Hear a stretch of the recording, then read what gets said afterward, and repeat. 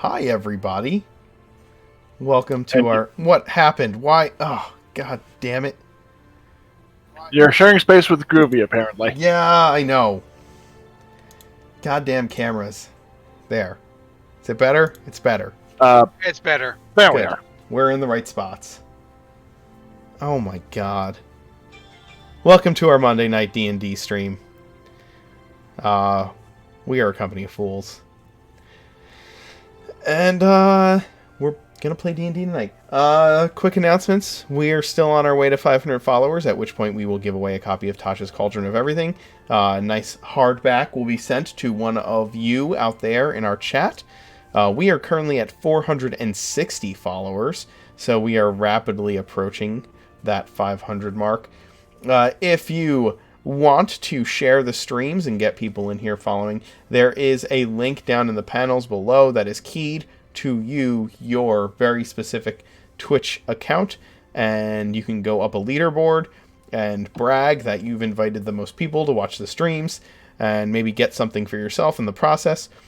Also, I've got to give away another set of dice because, you know what? We've hit our dice goal. We have hit 50 subscribers. Saturday night, care of Chris and Rye, because they're insane. If you didn't see what happened, you can go back and watch the VOD. They're both freaking crazy.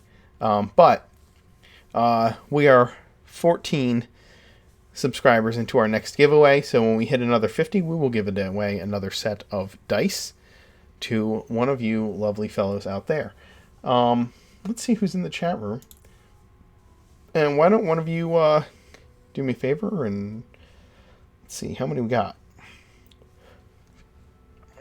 Wait, that's what it says, but that might be a lie. There's 10. It says 10 people. Why don't we wait? We'll wait until after the break, because usually we get somewhere in the range of 20 people watching.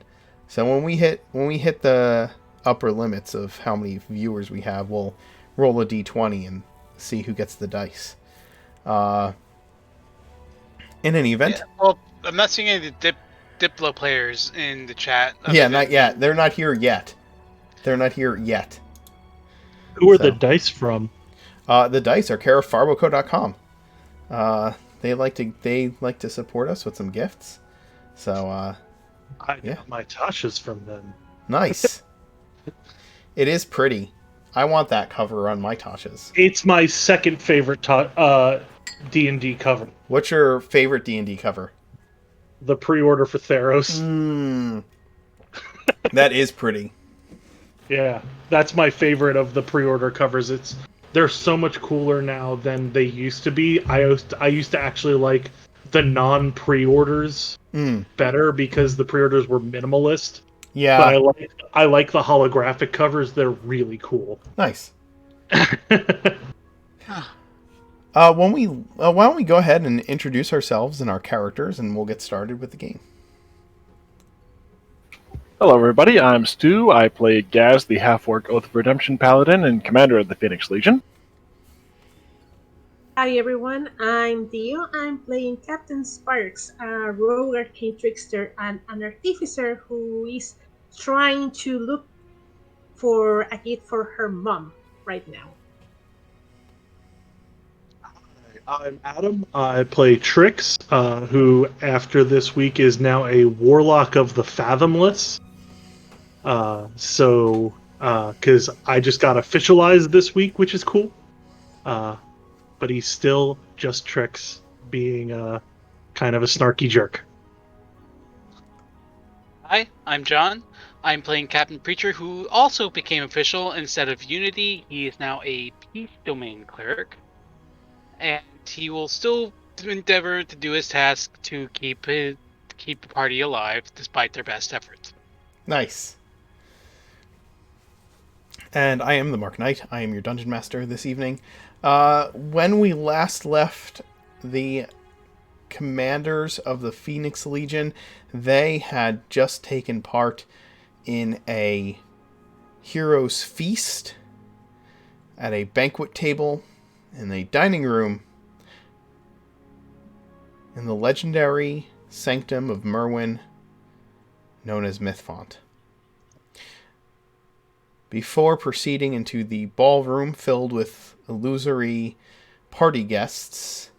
They had interacted with an image of Merwin, who passed along a arcane key to the party. The last time we had left you, you had gone into that ballroom and discovered that amongst the artificial revelers were a unit of Dwergar soldiers who had attacked you, and a large hole that had been carved into the floor of the ballroom. After dispatching those Dwergar, you sent Agranak down into the hole in the floor. Well, less sent him down and more he pursued the remaining one. Right. He described the place as filled with ancient things or old objects, and that there was some kind of unseen barrier preventing him from moving further into the hall he was in. He also indicated that one of those mechanical protectors that you had seen earlier had been dismantled down here on the other side of said barrier.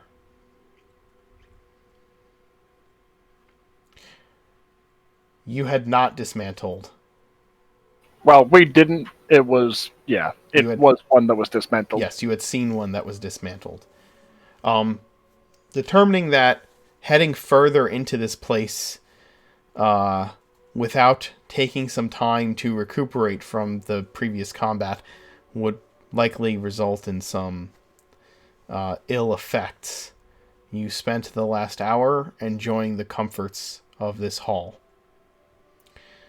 And so here you sit around the table, enjoying rich foods and drink that have given you a boon in many ways. Where are you headed next? What is your plan to continue on or to go back? Hey, what time of day is it? Oh gosh. You had explored those couple of rooms. You had gone back up and got in Paige, who is also with you, I believe. Yeah. Yep. And you went back through the previous rooms. You explored the Gallery of Heroes. You discovered how to open the painting of Des, which led into this room here. There is a door on the far side of this room, and on the one side of this room, and the door that went south you were able to open. Discovered the ballroom. You had the fight. I'd say it's been most of a day probably, because you didn't like leave here, take a long rest, get Paige, and come back. You left here, took a short rest, got Paige, and came back. Yeah. So yeah, I'd say it's probably sometime mid-afternoon, I would say. Late afternoon. I would... Once like the effect of the Heroes Feast has passed, this Preacher will be like, I feel we shouldn't continue too much further. I do feel probably the priority as of now should be to investigate that tunnel and prevent any more Dwerger from coming into here. Because we cannot risk them getting into someplace, getting into any place where something powerful is being held. Agreed. I think exploring the ballroom and the floor below it that Agranak fell into, or jumped into, would be most prudent, and then we can head back afterward.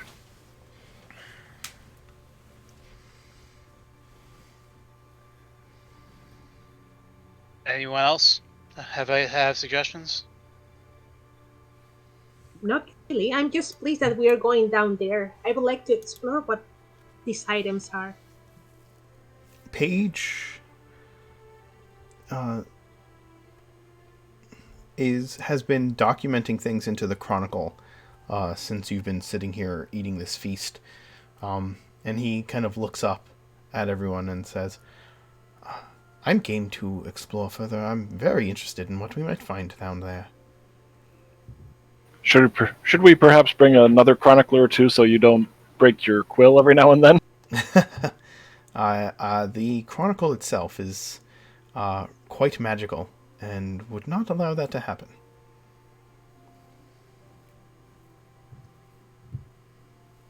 Not surprisingly handy. So, yeah. Seems as though we'll be continuing to the ballroom. We can take a fuller stock of what all is in there now that we are not face down with face down with Ashen dwarves. Yeah, ashen-skinned dwarves. For your...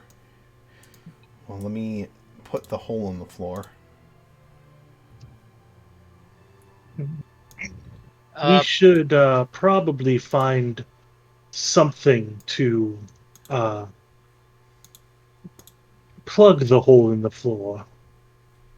Well, this is only the hole between the two floors. We can leave that open, but we would definitely need to figure out where the dwarves came in.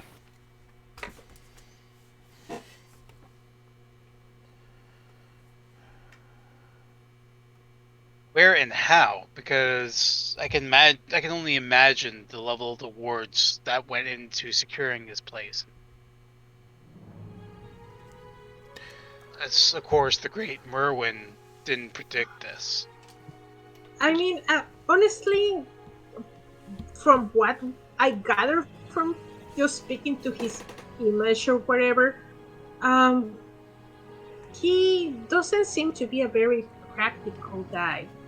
Like, with any new means, like, if you just don't do what he asks and just go the way around, if you make a hole on the ground, it probably worked. I don't think he predicted that. So in short, he might have overthought his defenses a little bit and left some obvious flaws in place without meaning to. Perhaps the reason that these things don't seem practical is, in case something like this did happen, it would be difficult to discern what was important and what wasn't. And besides which, it's not exactly practical to dig into this place from wherever they started, I presume. Begin or dig up. Considering what you've told me about the various doors of this place, coming up through the ground like that, they may not have been able to leave this room. And if there are these invisible walls that Agranak spoke of, that would be further restrictive of their movements. Regardless, Preacher will take the time to actually look at the ballroom dancers and see if he can recognize from his upbringing and tutelage if it's a particular form of dance that he's familiar with. Sure. Give me... I guess it would be... You could use history for this. Yeah. Okay.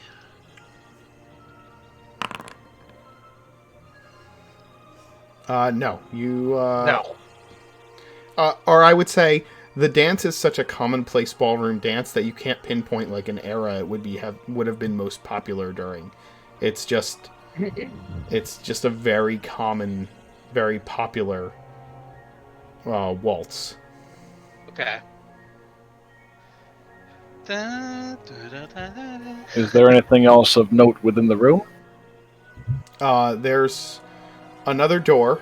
The doors that lead out of this. I'm not seeing the light effects update for like showing the rest of the when room you now that we're in. move, just click off your token and it should update the light effects. Like unselect your token and it should update the lighting. Alright.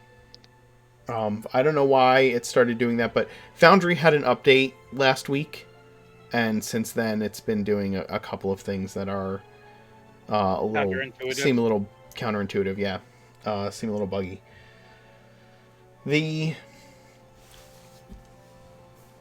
So the walls of this ballroom are similar to like the like imprinted copper ceilings that you would see in some very old homes, very old fancy homes. Like the ceiling and the walls in this room are like that. They're kind of this bronze coppery color, like molded metal that have this repeated pattern stamped into them.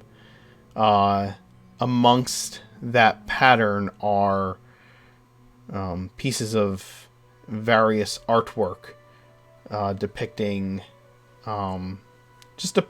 like places in the various cities from around Oregon.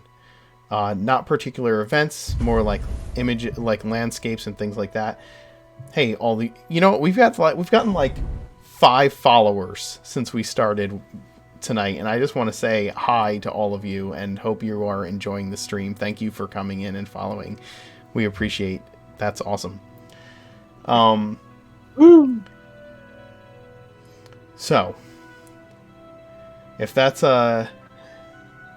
if Eldritch High is the one who has invited all of these people to come check it out, yeah, man, thank you. That's awesome. These paintings are not depicting particular any kind of particular events. They are simply paintings of the most prominent features of some of the cities from around Oregon. And these paintings are like embedded into the wall with gilded frames that almost meld into the actual bronzish colored walls. The door here that you see is a half moon door. The one that is the one that is locked on the left hand side of the room. The same thing in the dining hall. That was also a half moon door. So they're okay, yeah. They are inaccessible at the moment. If you try to open them, they will not. There's no handle on those doors. It has not materialized. Perception roll to see if there's like an obvious gap in the flow of the illusory dancers that like there should be like a gap left, like there should be a pair dancing here, but there isn't. I understand what you're saying. Give me an investigation roll to see what you can determine about the dancers. Hopefully this goes better. Is Preacher going to clue everyone else in? To his suspicion, I mean. I wonder if there's Preacher do like I'm wondering if this ballroom is missing a pair of dancers. Or maybe there's a pattern to their dance. Yeah. Well, hopefully Sparks does well.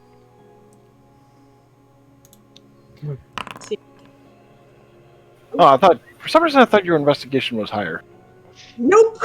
No, My perception is you're higher. thinking of Broker. sure Yeah. Broker had the high investigation, and I can Sparks give- has the high perception.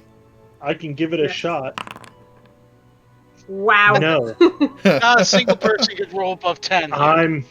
I'm going to say that Trix is just very confused why this is so opulent for a tomb of ancient relics. Sparks is thinking, well, I dance in here, so if there was something missing, I didn't activate it, so probably nothing.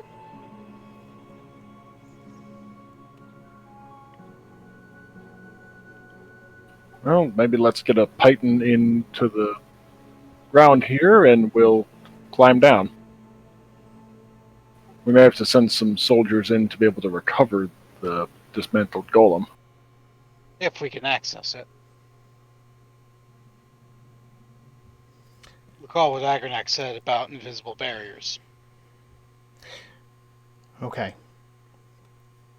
If you're securing a python with a rope, you can easily climb down the hole into the lower floor. I don't have a map of this room yet, of this floor in particular. But I will tell you that what you find is you are in a alabaster hall. It has alcoves in it on all of the walls and pedestals down the center of the room. It is a long hall, a long gallery with quite a large number of objects in it, one in each of these 5x5 alcoves on the walls.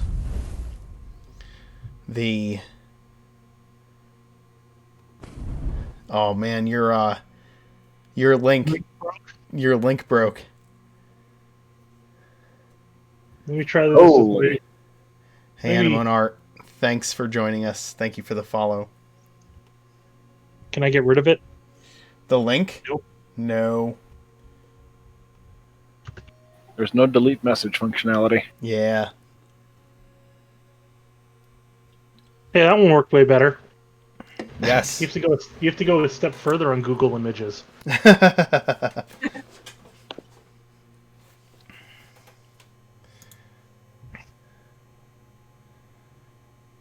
Oh my god. You're too much. Too much.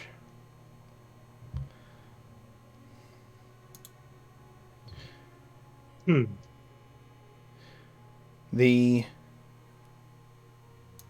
I said, the hall is filled with these alcoves. You can't see in all of the alcoves. The alcoves are these 5 foot square little indented alcoves in these white stone walls. There's a white polished floor, and there are these white column-like pedestals all the way down the row that look similar to the ones in the Gallery of Heroes you had been in.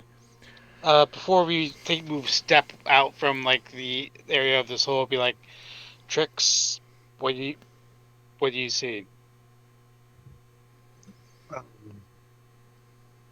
Do you Big mean site, please. besides another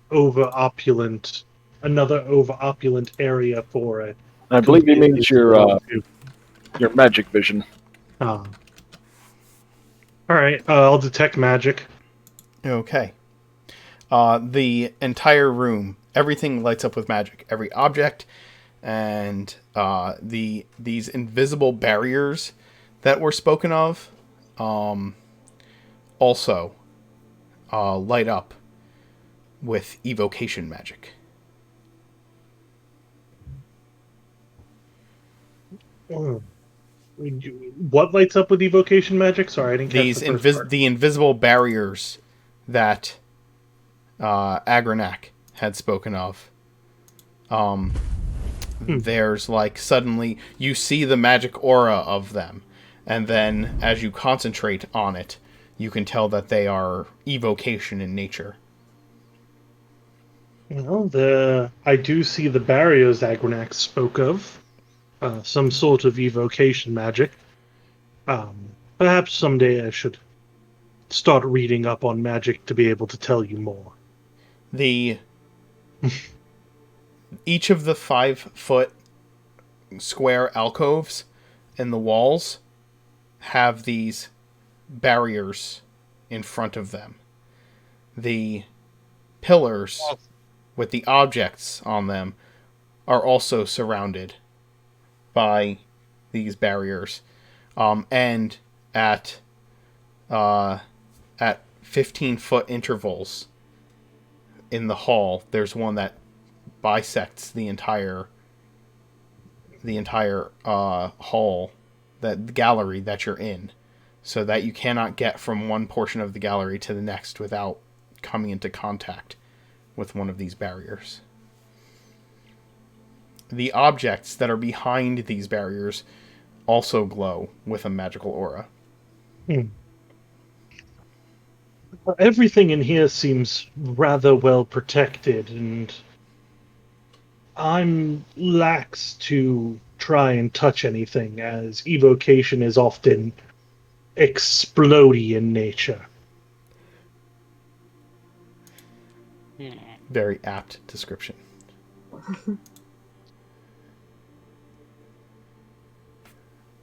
Can we investigate to see whether there's perhaps like a hidden button or something?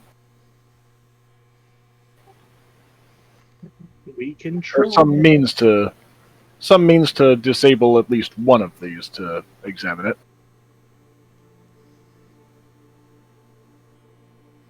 If you're trying to find a switch or button or some way of deactivating these barriers, I will absolutely require an investigation roll. Well, at least I rolled above a 10. Yeah, hopefully we'll get better this time. Oh, Trix got it. Well, I got a nat 20. The DC might be higher.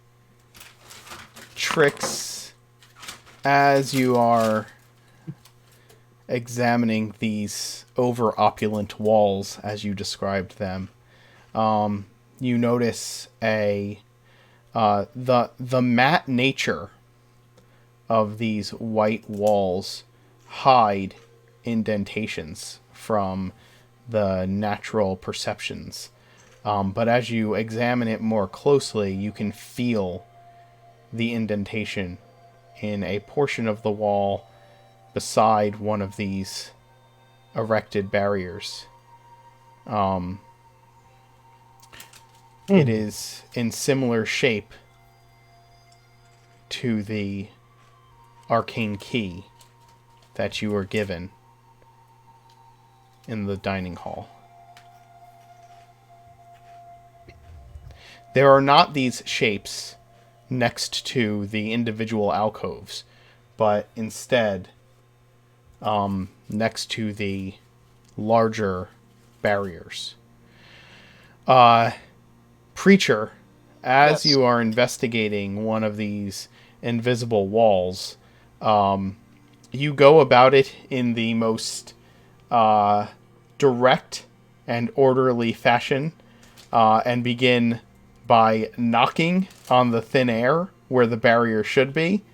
And as you do so, a section of 5-foot wall opens up, and one of those stone defenders steps out and begins moving towards you. I will immediately step back and hold my hands out to my side. Hopefully, if it doesn't see me like interacting with the barrier, maybe it'll stop. Hopefully, fingers crossed. The construct continues to move towards you, and it is going to. It will attack you, so it's not going to stop. Alright. So we will need some initiative rolls. It doesn't seem to be reacting beyond that. Hold on, don't roll initiative yet. I'm sorry. I say that, and then people start rolling, and I don't actually mean roll initiative. It's much more like, we're going to need initiative. Let me set up the combat. Been there. Let me Tricks play. up. Preacher, it might be a good idea for you to climb up. Okay, a couple of them are going to come out of the walls. And I will add everybody to the tracker. Alright, you may roll initiative.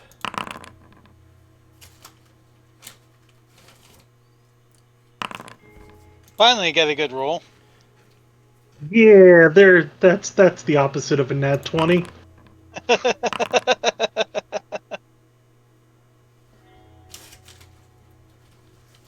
Who has the key, incidentally? Sparks' initiative is 5. I don't know. Who took it? I don't remember. Figure either Gaz or maybe Sparks? If I have it. It was towards the end of the I session, so think I think I have it because the one who drank the wine was Preacher, I think. actually, Gaz might have it because he was seated at the Vision's right hand. He was. Yeah.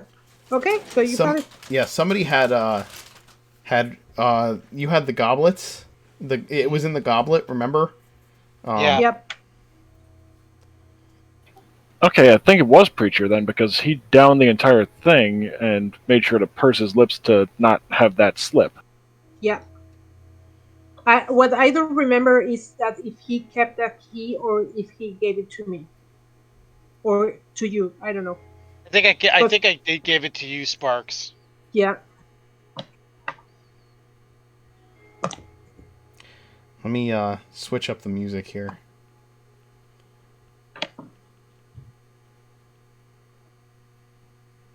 To something more suitable.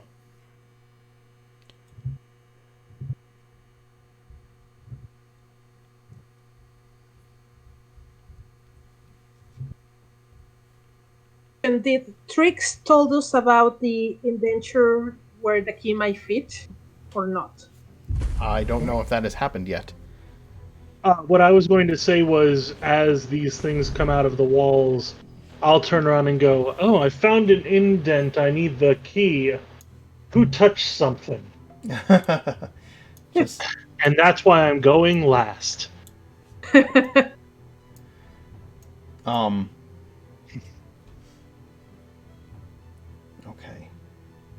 And where are the rest of us in relation to him? Well, I'm gonna use this room for scale for now. No, I don't want to add that. Is that which wall would I have been against where I was feeling the indent? Is that wall fine, or do you have yeah, I'll place move you where- guys around. Let me Okay. just add there. That's not quite it. I said every 15 feet or so bisected, but I think it'd be more like 30 or so. So we'll put that there. Ooh, we're getting hosted. Hey, Amanda, thanks for the host. So you all would have been... There is another hole in the floor here, almost directly under. Trix, you'd be there. And we'll do that. That black line is where the invisible barrier would have been. And seeing as how I would have been knocking right on it. Well, no. You were knocking on one of the alcoves. Where one of the magical items was. Trying to determine the different barriers that were here. And disrupting... Probably like right there. Okay. Disrupting one of the... disrupting one of these barriers activated these things. One of the magical objects activated one of these things. So it's going to move towards you, Preacher, after coming out of the wall, and it is going to make a slam attack against you. It seems to be attempting to knock you unconscious. 13, I'm assuming, will not hit you. It will not. Okay. Preacher, what are you doing now that this thing has moved forward and slammed one of its heavy stone and metal fists in your direction? I am going to step back to... Well, no, I can't, because opportunity attacks.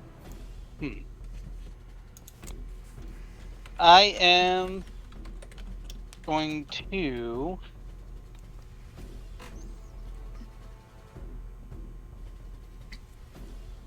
What do I cast first? I'm sorry, so many spells, so little time. You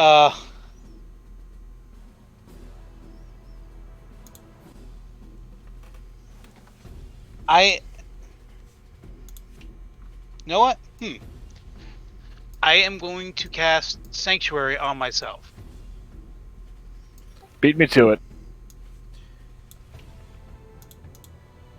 All right. It now needs to make a Wisdom save to take any action against you. Yep. All right.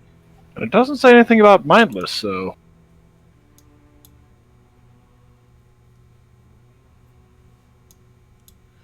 Ooh, it made the combat tracker really tiny. How do I expand this?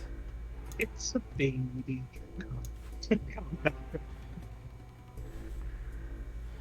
All right. Agranak is going to move here to bodyguard, as he should. Don't attack it unless it attacks me. He nods. And that was what he was about to ask you. The look on his face made it clear he was about to. He's drawn his weapons, and so he takes the dodge action, with that being the case. Well, I could ready an attack in case it attacks me. Okay, he will do that. If it attacks, he will then attack it instead. Gaz? Sparks, you have the key, right? See whether it might be able to deactivate these things. Trix mentioned something to that effect. And I'll get my shield and do the dodge action.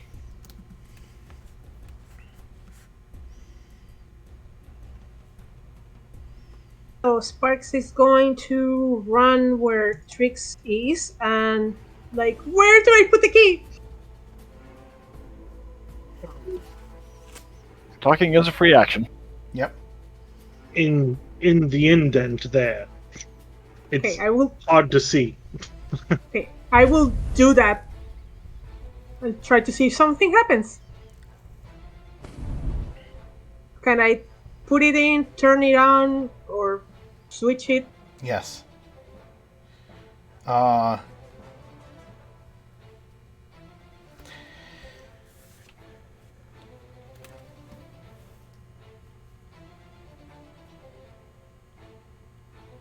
Sorry. Yeah.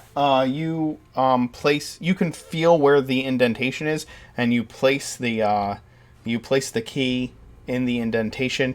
It kind of sinks in and glows for a moment, and when it does, you see a ripple of magical energy across the room, and this barrier discorporates, giving you more room to work with.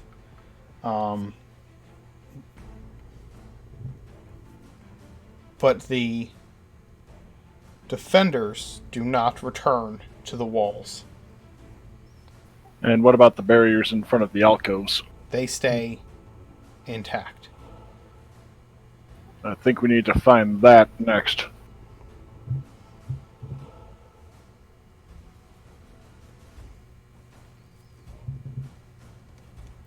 You still have an action, Sparks, because interacting with an object is a part of a move.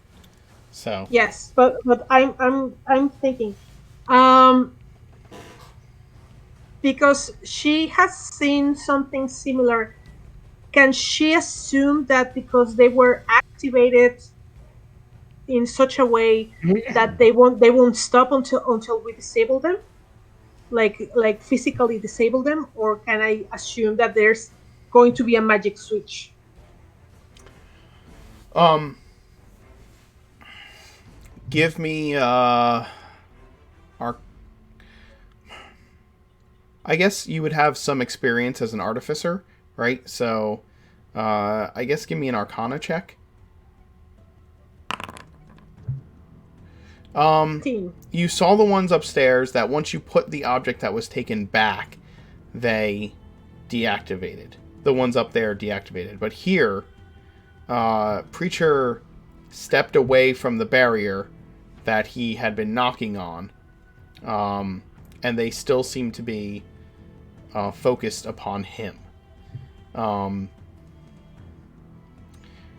You Okay. can. So I can assume they're not going to stop then. If that's the case, I'm going to tell Gus. I don't think they're going to stop. I think the the security here is tougher. I think we need to disable them manually, and I'm going to probably shoot them. Okay. Sparks, let's see if they attack all of us or just Preacher, though. If we can get him to the floor above where they can't reach, we may be able to disengage entirely. Okay, then I will ready an action in case they attack Gas. Okay. Or Agronak. Or Agronak, yeah. Yeah, you can just have the trigger be if they attack anyone other than Preacher. Yes. You will fire. Yeah. Okay.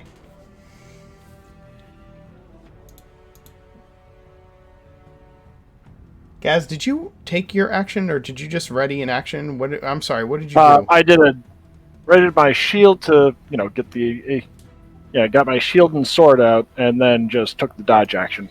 Okay. This creature, this other defender, is going to move towards, move in the direction of Preacher. So you and Agronak would get attacks of opportunity upon it if you wanted to take them. He will follow your lead. I will not. Okay. Plan for right now. Get Preacher to the floor above. Okay. Then the Stone Defender will move there and make another slam attack. And miss. These things are moving in a manner that says that they might be a little bit out of use, Preacher. Trix, what are you doing? An excellent question. I am going to. How long does it last for? I didn't look at that. How long does what last for? For 1 minute. Okay. The tentacles. I didn't look to see if they changed the time. Yes. Your tentacles last for a minute. Hmm.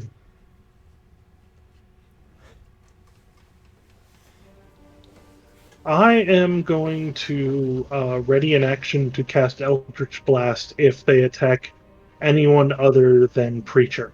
Okay.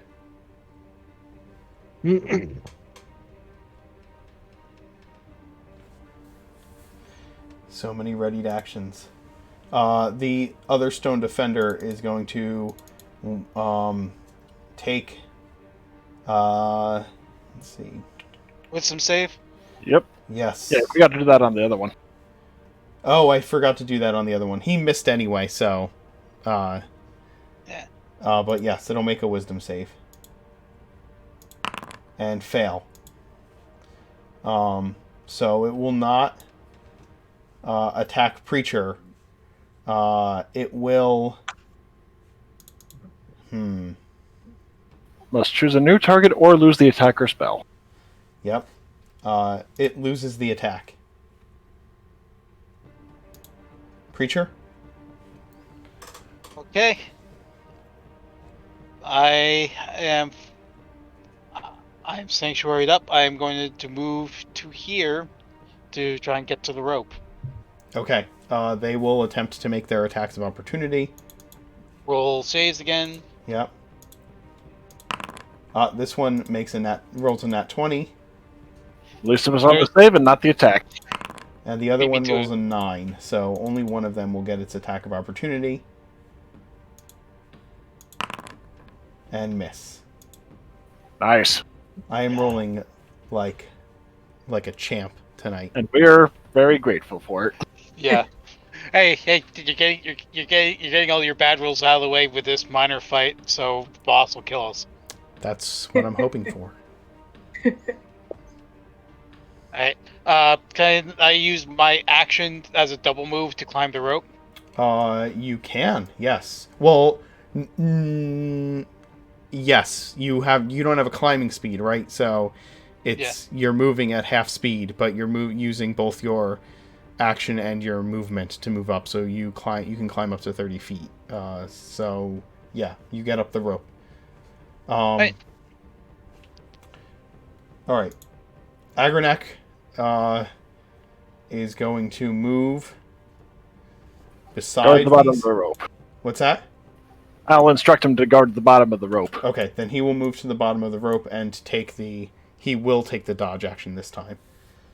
Moving right to beneath Preacher, standing right by the rope. Gaz? I'll do the same. Okay. Sparks? Let me see. Beneath you. I can move. Probably here. Okay. And I'm going to ready in case things go south. I will ready myself to change to look like Preacher Okay. in case it's needed, and distract them if that's the case.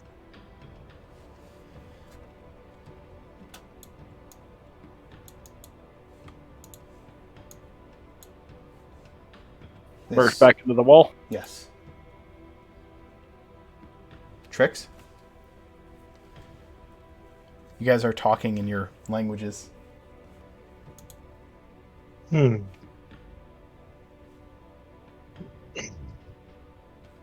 where did the other one go? It merged back into the wall. Yeah, it merged back into the wall. Well, then I'm just going to wait and see if the other does the same. I guess I'll dodge.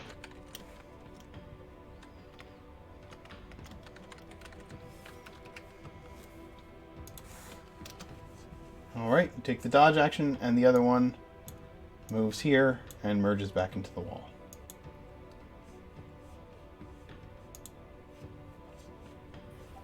So apparently Sparks now has a contender for Apu. Or Abu, rather.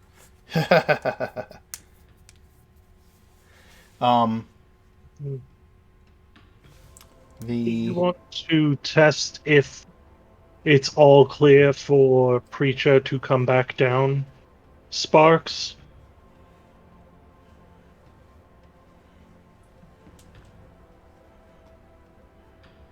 Yeah, Gaz and Agranak would get to where, yeah. Okay. So Preacher, try and climb back down, see if they reactivate. Wait! Before that, can you guys give me a minute to try to find out about these stone things? DM, you said that there was one that was broken, right? Yes, it is further down the hall. Like, you are still not to it. Okay. Can I just investigate them first, the one that is broken, to see if there's an easy way to deal with them in case we have to actually deal with them?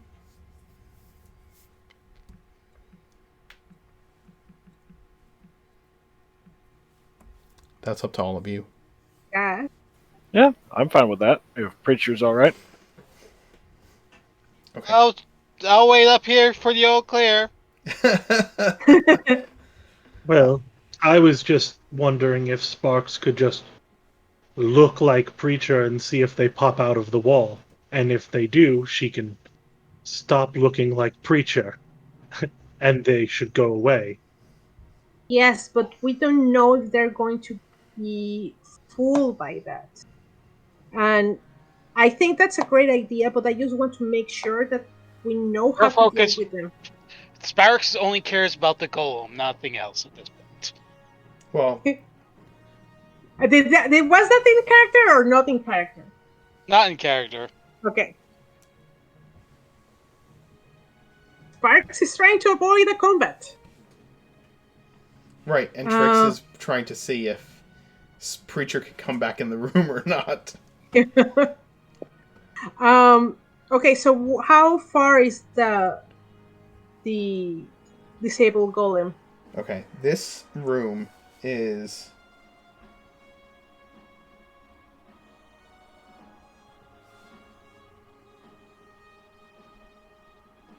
160 feet long, and every 30 feet or so there is one of those invisible barriers, and it is all the way on the other side of this room. So there's no way that I have access to it before investigating, basically, and checking to disable the other barriers. Yeah, you can't get to it by disabling the other. You would have to disable the other barriers to get to it. Okay. The long barriers, not the alcoves, right? Okay, so if that's the case, then yes, I will transform into Preacher and see if they come back.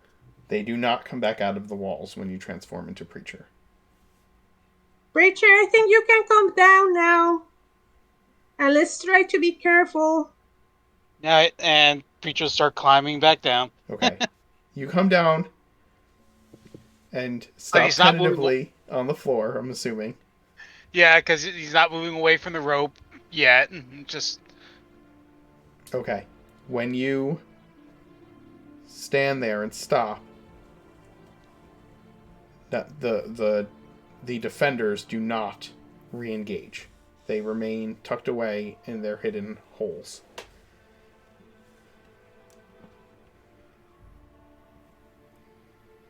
Well, lesson learned again. And actually, very valuable lesson learned that they will not necessarily deactivate just when you stop touching stuff.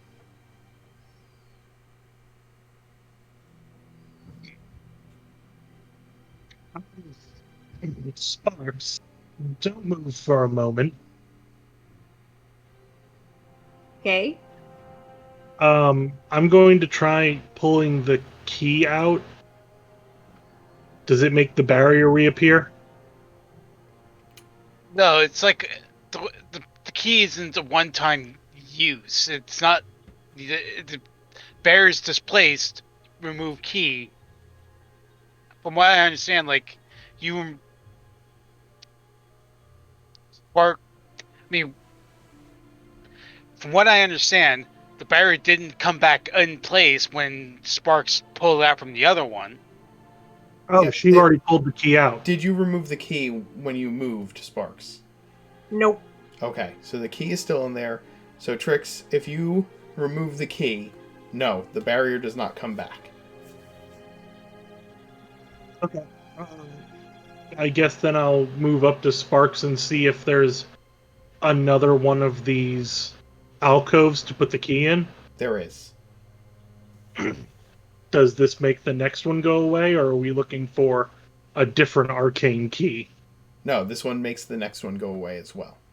Still looking for a different arcane key to get if we want to try to get to the alcoves, but So, things you probably would have deduced from this so far. The obviously trying to get into one of the alcoves while its protective, our magical barrier is up, activates the security in the room. The security will focus in on whoever they saw messing with the barrier. If their target is no longer present, they will then deactivate again. Question: when you say it's no longer present, does that mean that they're not in sight, or it means that they saw it leave the room? Because I'm wondering if we can put something, a cloak or something on top of the person. Will that disable the security? They don't see it? You don't know if that will work or not. I'm just saying what you've seen, right? When Preacher left the room, they went away, and they did not come back upon his return. So it has to have something to do with their ability to, their visual perception of Preacher still being when he was in the room, right? The other thing that you know is that when you use the arcane key to take down one of these barriers, they do not come back up. You can move from barrier to barrier. There are 4 of these invisible walls in this room. You can take each one down with the arcane key until you reach the spot of the disabled and destroyed robot. Not just disabled. At the very last barrier before the sparks can get to the golem, Preacher goes, "Do me a quick favor. Once you deactivate the barrier, try inserting the key again. I want to see if it's possible to reactivate them." Sure, I will do that. Yeah, the key will. If the key is placed into the indentation where it belongs, that matches a second time when the barrier is already down. It will put the barrier back up. Yes. That may come in handy should we have to run away from something on this floor. Or should we have to just leave and come back later? Yes. Now, are we able to find the indentations for the alcoves?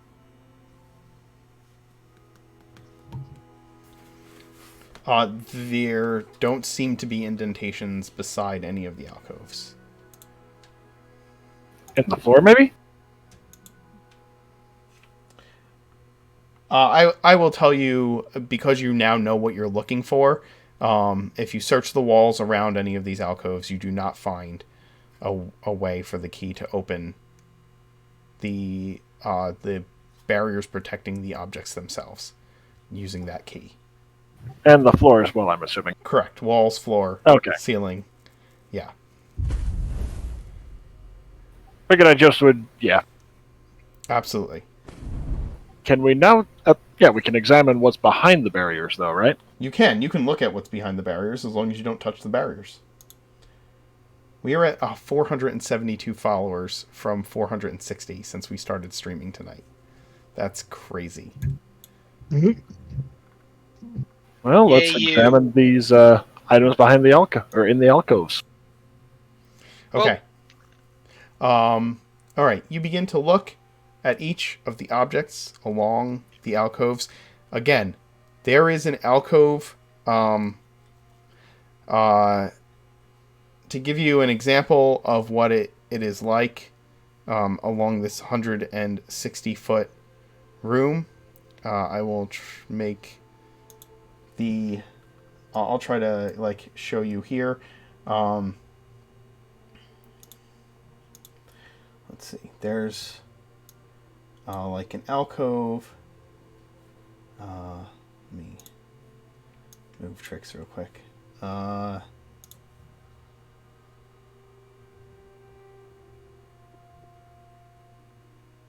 The boxes are where the alcoves would be. Okay.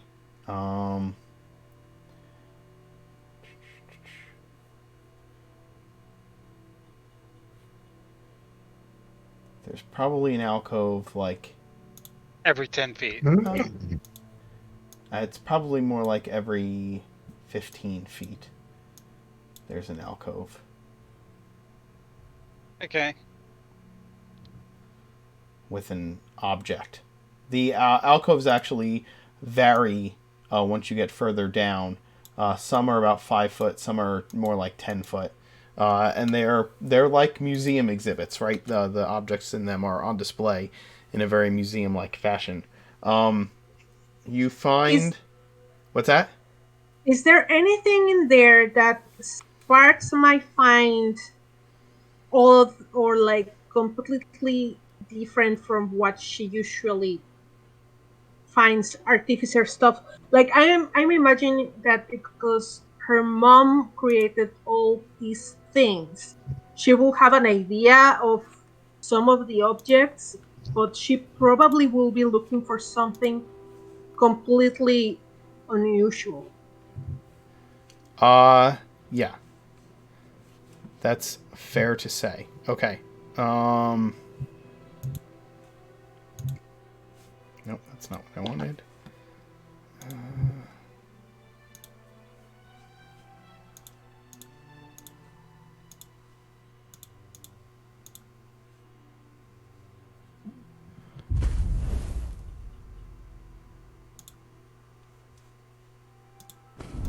All right.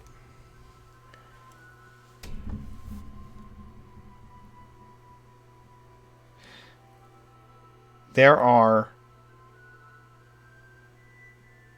about 30 different objects in here. 10 along one wall, 10 along the other, and 10 on pedestals down the middle of the room.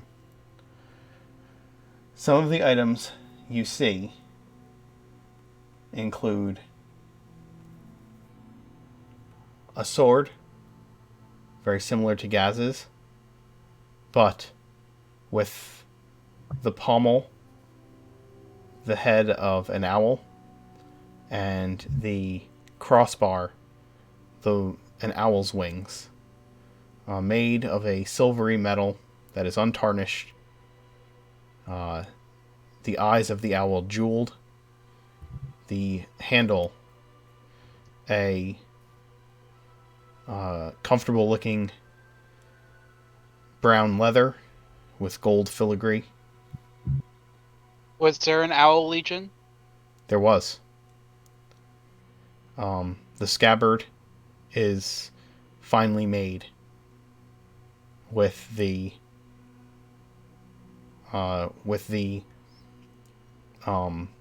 banner of the Owl Legion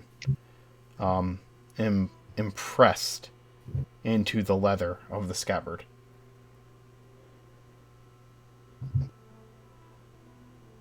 I will actually look at that and then look to Commander Gaz. I wonder if care to be commander of 2 different legions? He says, obviously joking. Just know where the Owl Legion was supposed to be? Give me a history roll. History? Can it be with advantage? Again, you have this chronicle here, so yes, you have advantage on history checks while the chronicle is in your presence. Yes. The Owl Legion was out of Drayton.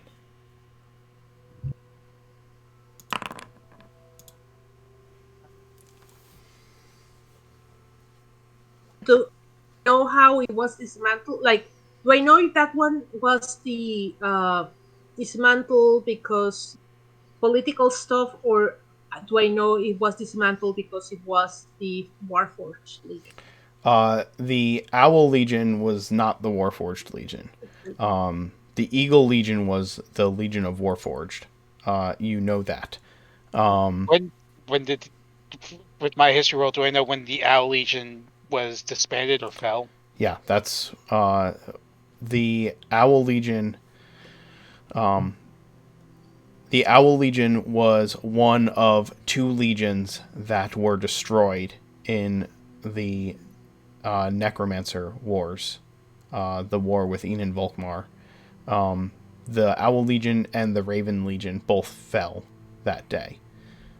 Although the Raven's Blade was said to have been taken back to Ravenreach, and the Owl's Blade, the Owl Legion was so utterly decimated and destroyed that Merwin took the Owl's Blade to be given to a new commander if one arose, but apparently that never occurred. The city of Drayan decided that it would remain focused on scholarly and academic studies, and that a legion of warriors was not necessary for the place to have, in essence. Out of character, are any of the groups based in Drayan? Not yet. Nope.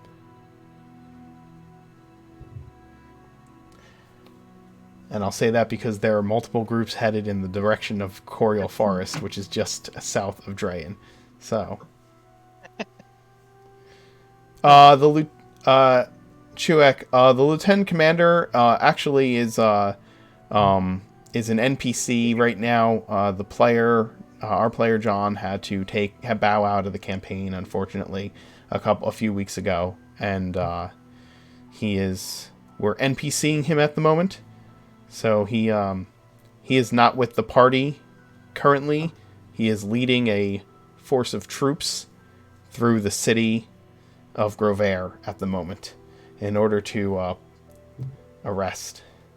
An NPC is a non-player character. Thanks, David. I'll let you take over. I will tell you about some of the other objects that we see in the room momentarily. I'm going to ask that we take a short break, short bio break, and we will be back in about 5 minutes.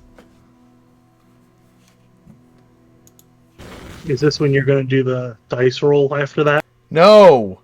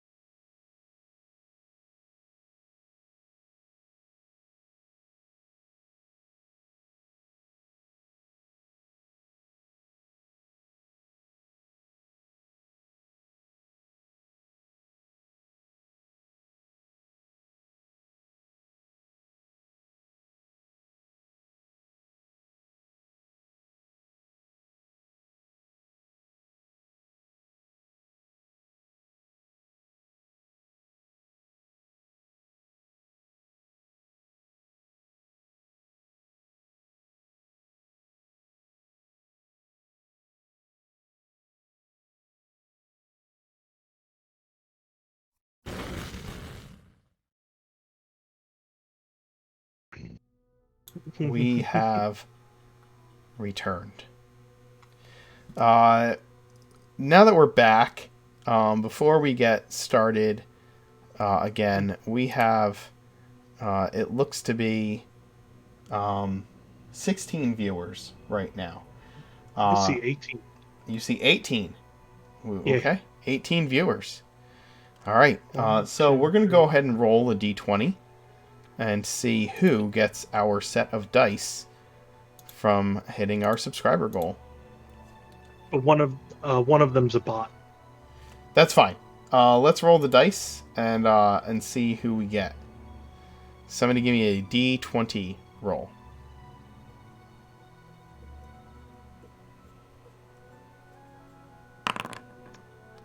A 2.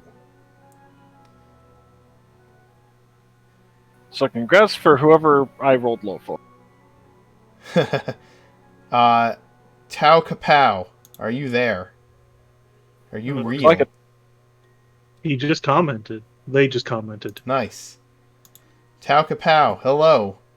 Where are you from? Have you won dice from us before? I'm real, I think. Are you here in the US?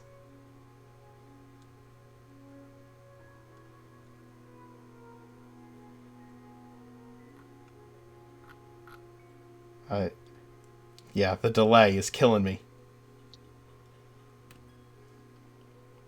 Might be easier to just type it in the message.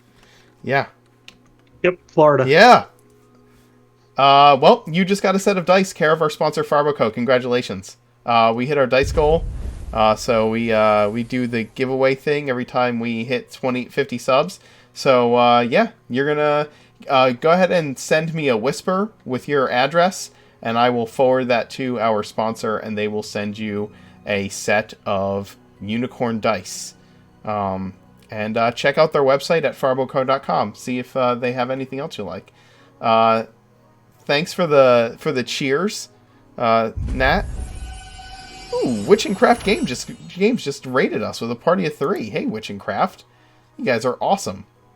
I was on one of their streams recently, a few weeks back. We did a little interview about dungeon mastering and storytelling. Me and DM Matthew from Vanish X Zone. So you should check that out, the VOD, if you can. They're super cool people. And go check out their Twitch stream over at Witch and Craft Games. They play games every Saturday and have other streams throughout the week. And they are currently developing their own TTRPG. So you should check out their content. They're pretty cool. Thanks for the raid. Getting back to it, you walk down this 160-foot gallery, taking your time to do so, perusing the objects. It is like wandering through a museum of rare and unknown objects. Some things, their worth, their value, their ability, you have never seen or heard of. Some you can suppose. Some you can't. Some look like ordinary objects. Emmy, thank you for the gifted subs. You are lovely, and will be joining us soon right here in this game, which will be awesome. Woo woo. Okay. Agronak kind of grumbles. I see few weapons here. This is not an armory. I do not understand why these things are of any kind of importance. There are artifacts of power here. Gaz will point to the sword and explain about the other legion. Essentially, it's a match for the sword I carry at my side. And the other items here are likely comparable, if not more powerful. Well, I mean, other than fighting some automatons, What's stopping us from refounding the Owl Legion? Well, the barrier keeping us from even touching the thing. We should consider that as because it will be a good idea to have a backup plan in case things go wrong. Having another legion in Oredin could be a good idea. Especially if we have to fight a dragon. Paige. And where would we raise it? In Grovair? With people that could very easily just join us? No, what about Ravenbridge? Question DM: will Sparks know that the Raven sword is lost? I think she would, just because she's from Ravenbridge. She would know that, although it's not lost. Well, I know that the character, know it's not lost, but Sparks will probably think it's lost because it's nowhere in a museum, or no one knows where it is. Yeah, the thing I'm wondering is, I wish Scarlet was in chat. Actually, let me see if she's around and ask her. I need to ask her something. No, Paige is going to say something. Yes.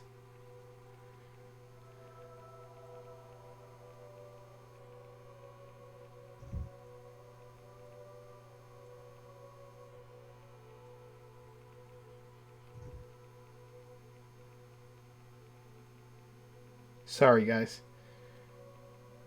Okay. You're good. I'm trying to find out some information. Okay. Hey, Bowie. Yeah, ping her. I sent her a direct message, but if you want to ping her, go for it. I have dance-related questions. Other things that you see in here.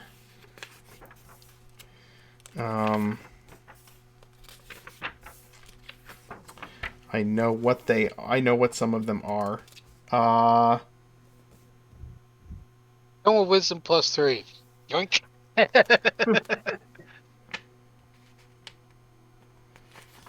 Yeah, like maybe just a quick description of what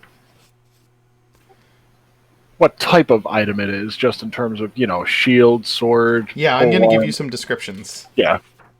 So, I'm just looking for their descriptions. Some people will probably know what they are as I read them.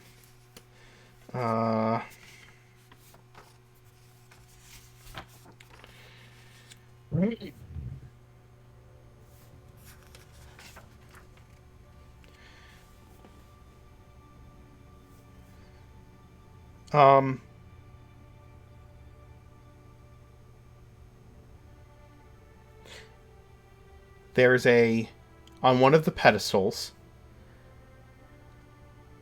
you come across a stack of ivory cards that sit in the center of the pedestal, which is on a slight angle. The deck... somebody has... I'm getting an echo. Somebody has Oh, sorry, that's my fault. Oh, did you pop into... Hi, you're in voice chat. Sorry, Pat sent me this way. Yeah, I had, they had questions. Would you have been in the Amberglow shop with the Raven's Blade? She was with the Amberglow with the sword, because when Mav gave her that plus something to the sword, she went and asked my father about it, and he was concerned because it was a faith thing to do, and that she should be careful around them. I think something like that. Am I remembering wrong? Lark was definitely there. and in one case she was there in the form of a nondescript brown-haired, brown-eyed footman. Okay. I do not know if she was there in her own form specifically, but as the footman, the blade would have been with her. Okay. So if the blade was on your person, then Spark's parents would have, being artificers themselves, it would have stood out to them. That was the Yes. question I needed answered. So I appreciate you dropping in to answer our questions. No problem. Echo. Thank you very much. Which can- That being said, then, Sparks, you know that the blade has been found. Whether you would share that information or not, I don't know. Here's my question: how will I know? Even if did my parents send me a sending? I would say that was that at the same time? Because I don't remember the timeline. it wasn't at the same time, and I would assume that since you're, I don't know if they would have sent you a sending, but I feel like if Card is with you and you've been in Grovair for a few weeks now, there would be some correspondence between you and your parents, right? Maybe they sent you a sending, but I would say that you have been trying to coordinate. You've been coordinating certain deals, so I think that there would have been there would probably be information exchanged between you and your parents, maybe during downtime and things like that. I don't know if there's something of significance beyond that. So here's my question. So my parents know that the Raven Legion sword is being found, but not by whom. Correct. And that now it has been touched by a Fae, basically. Yes, because I think they had a I believe they had a conversation. Yeah. They had a conversation about it, and because I do remember him saying that it was a dangerous thing, and especially because it was from the Winter Court, and I remember, I don't remember if he knows it was not, but that it was from a dark power, something like that, like it was. Yeah, I'll have to go back and look, and I will let you know. But at the very least, you know that the Raven's Blade has been found. Okay. We'll put it that way. Anyway, that was a lot. Okay. That was a lot to answer that question. Anyway, yeah, there's a stack of ivory, well decorated cards on a pedestal in the room. There's where are my notes? Peter's just curious. I myself am pale because I know exactly what that is. I know that. Everyone knows exactly what that is. There's another. There's a deck of Taroka cards in here. It's a separate deck on another pedestal. There is a ring with a blue gemstone set into it that is glowing and swirling with currents of air. There's a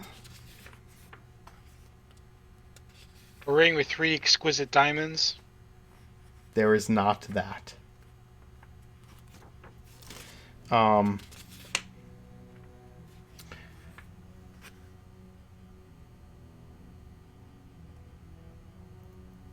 There is a book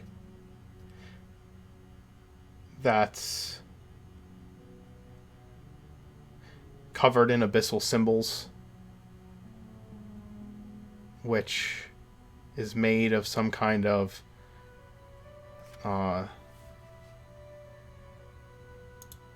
leather.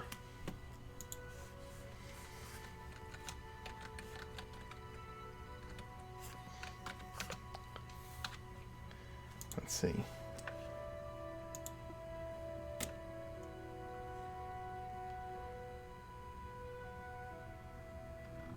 Let's see.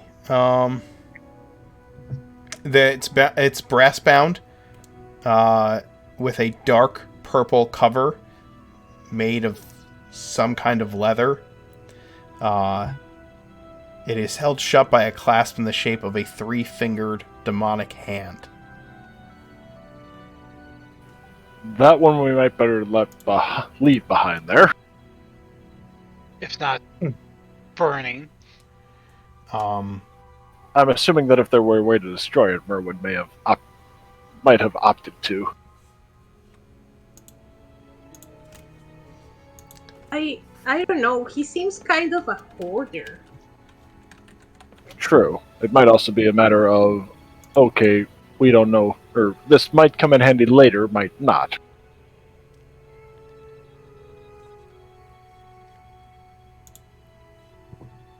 Well, should we take the sword of the old Legion?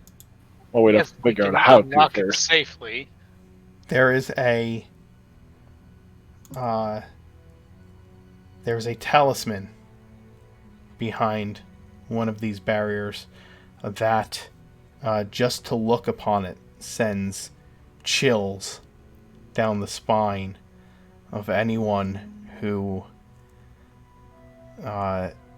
is connected in any way to the divine.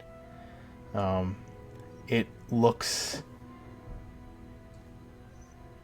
as though it's been soaked in blood and is a dark black metal, to where it looks uncomfortable,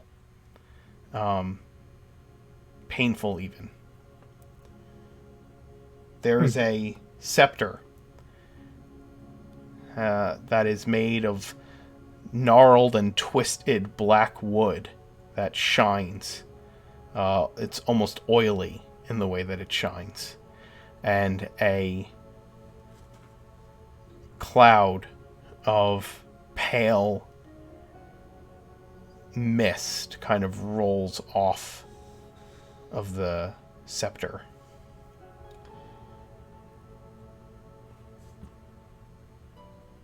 There is a that is not the letter I'm typing.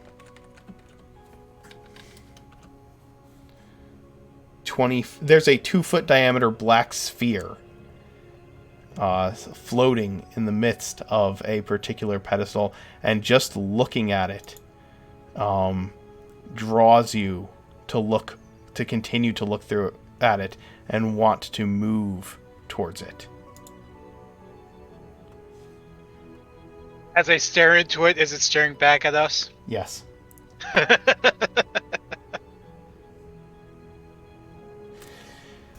There is a sword that is 2 blades intertwined.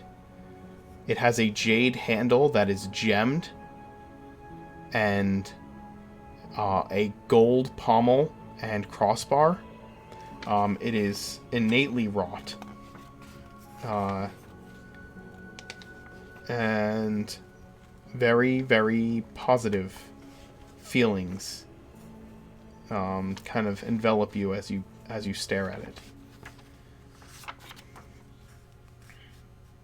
Does the Chronicle say anything regarding any of these? Give me. You can make a history check on any particular item. It will require a history check. And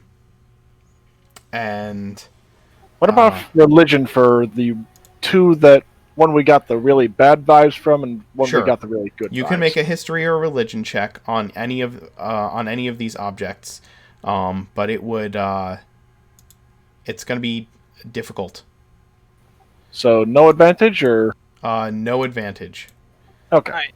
If you I'm gonna are, make or I will say you can have advantage if you're using the Chronicle, but it will take time to use the Chronicle on any of these objects because they are The Legion would have to have encountered them in the field for them to be in the Chronicle. So you will have to scour the Chronicle. I'm doing a focused search on the tome because I'm worried. I have a feeling as to what that may be, and I'm making that with religion. There is another tome in here. Oh, God. This one is about... it is about this thick on the side. It is black and bound in black iron. And it has emblazoned in the cover a skull with a ring of blood droplets around it. I'm making my roll about that. Is that the Codex Mortalis? Which one was your... I need to see your roll. Hold on. I'm looking at too many screens. 21 He had a 21. on religion.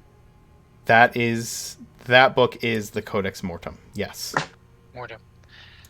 Preacher, do you guys see Preacher pale and slowly step back away from that tome?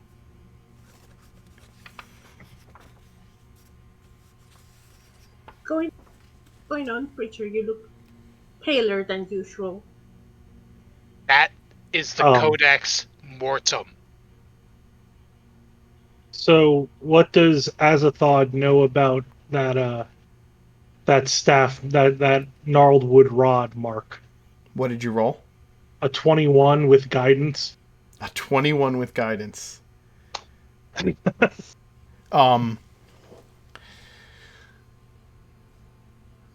The gnarled wooden staff.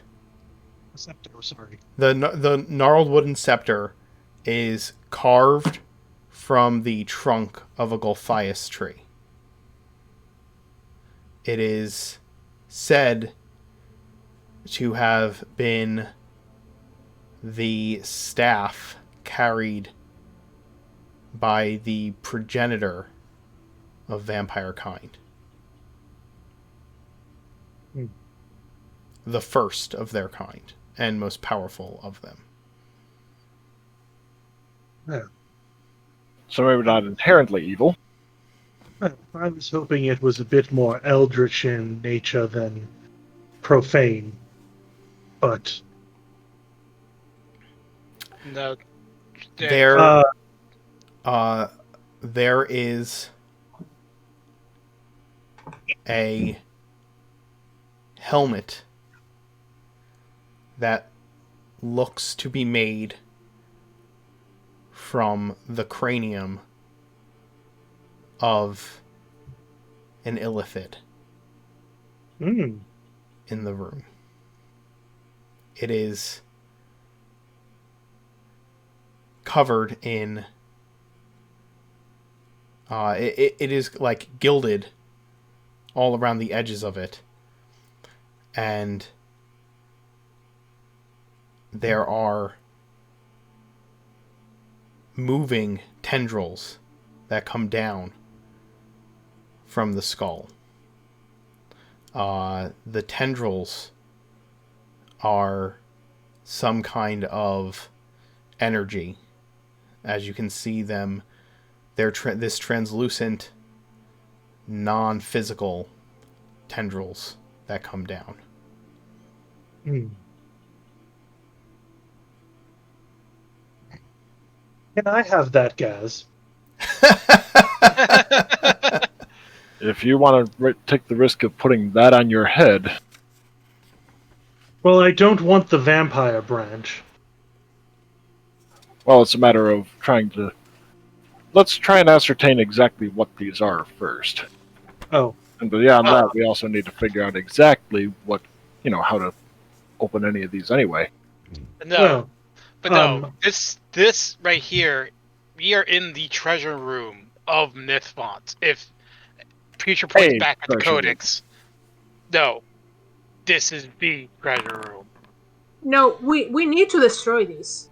It should have been destroyed. Why it wasn't destroyed?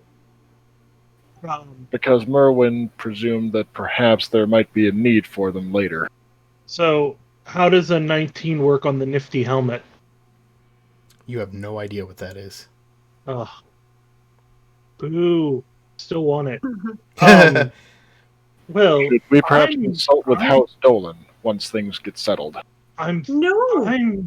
I'm No. thinking that a lot of these are locked away to keep them from more evil creatures and may not be able to be destroyed.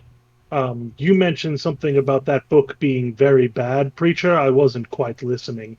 But this You recall the necromancer that nearly destroyed the empire hundreds of years ago?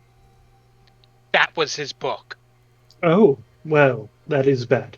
The branch here was carried by and created by the first vampire to ever exist. So there's a lot of very bad things in this room. I am curious about the sword, since it seems to be the only thing in the room that seems to radiate positive energy. No, he said there was a something else that made people feel good. Besides, are you talking about not the owl sword? Right. Yeah. The intertwined sword. Ah, I don't have a list of all of 30 of the objects that are in this room, but I've but given they're all you. powerful. Yeah, they're all. There's like you find an old spell book that has a desiccated tongue literally nailed into the cover of it. Oh, if only we had a wizard in the party. Well, So, anyone else able to figure out this sword? I can Right. see what knowledge the 18. the dreamer has procured.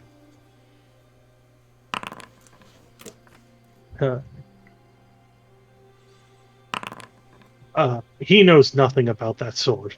Sorry. I have an 18 on the intertwined good feeling sword.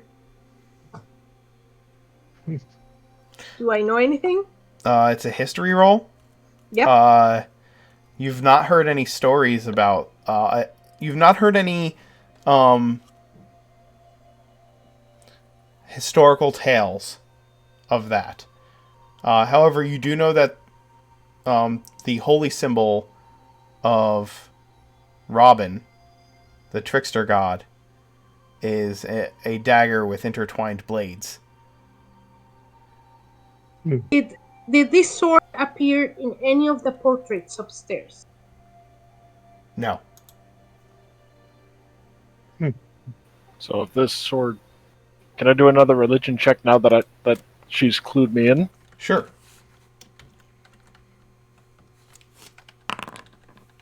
Well, I mean, you could assume that it has some kind of. If most of the things in here have some kind of dark purpose, that this one has some kind of positive purpose, and or it could be Robin's sword itself. Yeah, some association with Robin. Are there any feathers around in any of the cases?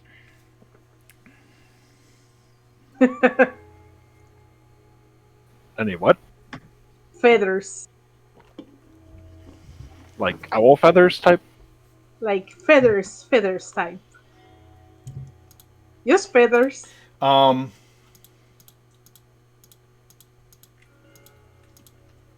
No. Because if no, bad. Sad. God, I feel sad, like sad thing. what have I listed so far? What have I described to you? You have said ivory cards, tarot cards, blue gemstone, ring. Ring, the abyssal book, demonic hand thing, Mm-hmm. a talisman soaking blood, a scepter that tricks Ask around, The Void two sphere. the sphere, the The tentacle sword with helmet. intertwined tentacle helmet, the intertwined things of Robin, and an old spell book with a tongue in it. Yeah. And a helm of some. Well, no. Yeah, That's the tendril helm. Yeah. that's the answer. Well, And the owl sword and the trickster sword. Yeah. Commander, Paige, perhaps you can answer a question for me. If a legion is to be refounded, by whose right is the legion founded? Gaz would defer to Paige on that one.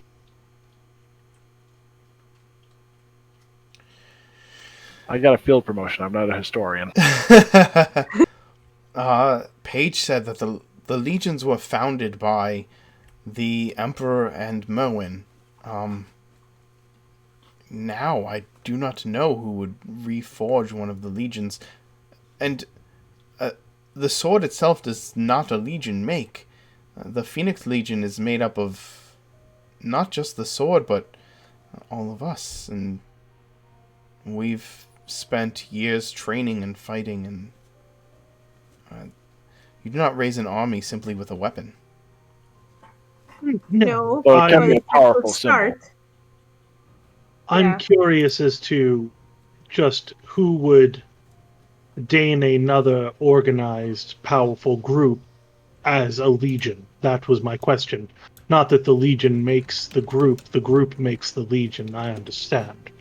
But I was wondering, if you got a field promotion, Gaz, it seems that commanders have the power to create other commanders, then, does it not? Except the first commander usually stops living in order to create the second. Or abdicates Or responsibility and is no Trix. longer commander. Tricks, to answer what you're getting, well, I think you're trying to get at, Tricks. Commander Gaz is possessed of no earthly power to compel people to obey someone, to compel anyone to believe that any person he hands that sword to is now the commander of a new legion. Okay, so It would I've described about half the objects in the room. it would generally take a ruling leader of a kingdom, or queendom, or barony, or what have you. Or ruling body of a city.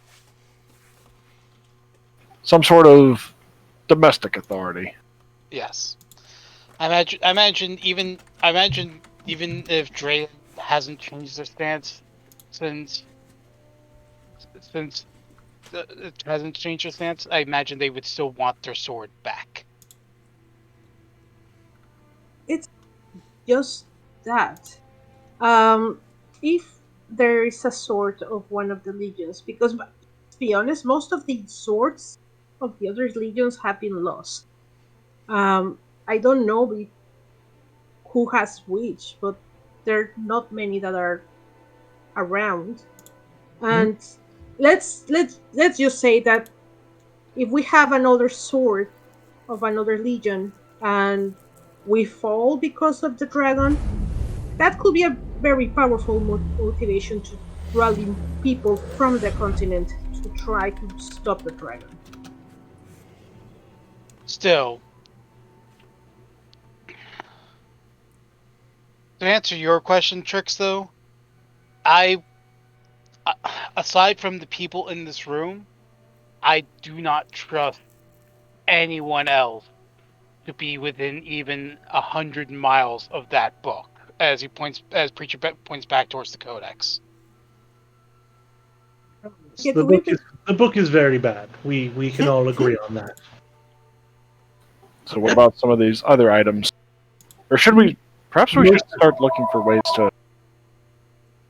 Most of these items seem to be pretty bad. But my thought is we could use any advantage against an incoming ancient dragon and what is to stop us from refounding a legion and having a second sword aiding us? Other than this barrier, that was He beat me to it. But no, my only gripe is that trying to raise another legion in Grovair would be counterintuitive, because why have two bodies of It's not. two separate commands I. when we I only wa- have when we only have us to worry about? It could be I- given to the lieutenant commander as a symbol of rank. No, I was thinking of looking for a group or founding another legion, not in Corvair. The whole point is to have, as the saying goes, don't put all your eggs in one basket. Having another group in the continent will be a good idea. I can agree with that, but I personally have not met anyone else outside of those present here that I would entrust with that sword. Have you? I think the commander said it fine. What if they were a junior legion to the Phoenix Legion? They are Well, just being refounded after a couple of millennia. Not necessarily a junior legion. I mean, just the lieutenant commander would have that sword as their symbol of rank. And should I pass away or retire, then my sword would go to the next lieutenant commander. My problem with that, Commander, is that from what I understand, the power of your blade comes from the power of the Legion itself. Even if the blade of the Owl Legion was always to be by the Lieutenant Commander's side of the Phoenix Legion, it would not grow. Of note, not sure about that, considering that the sword that I have caught fire, despite that being the first time in how many generations? Many. Kind of looking, yeah. And I mean, our troops have doubled now that we've been given the added responsibilities. But they're not enough to cover what we used to be. We used to be Right. 10,000 people. We still need to gather all those people. I So our don't know numbers if are- we're there. So our numbers are depleted compared to what they were, and yet the sword is responding differently now.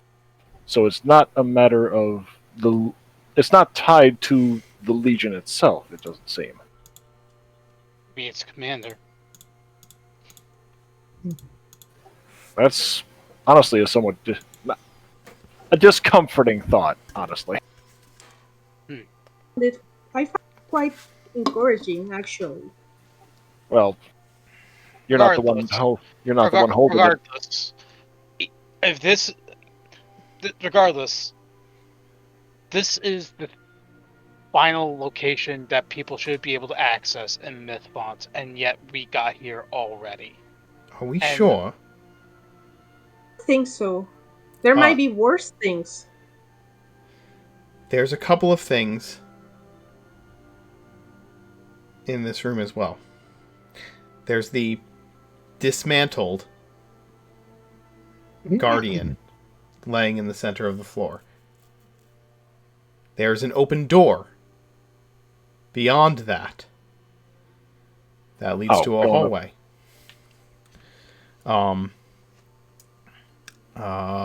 There is actually I will tell you what there is.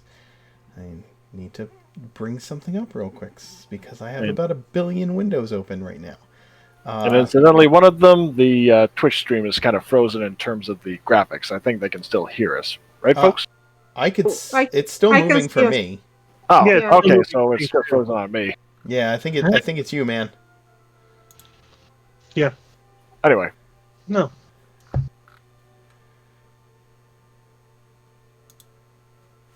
Yep, gotta go.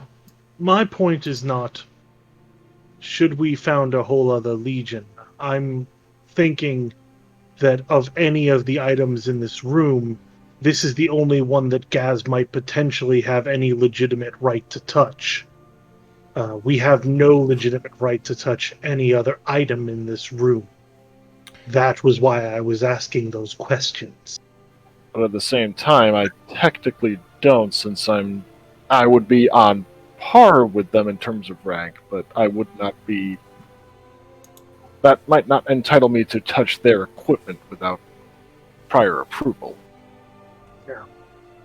Plus, we have no idea whether the barriers work in that matter. So there We are don't. there are 4 doors in this room. There are a total of 5 doors in this room. Okay. There's one on the far side of the room from where you came in. That is open. And then at evenly spaced intervals in the wall, there's 2 on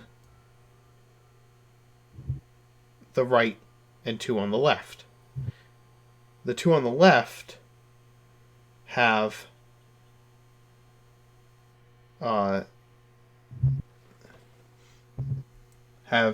symbols of none of these are doors that you have been able to open while you were up in the other part of the of this place.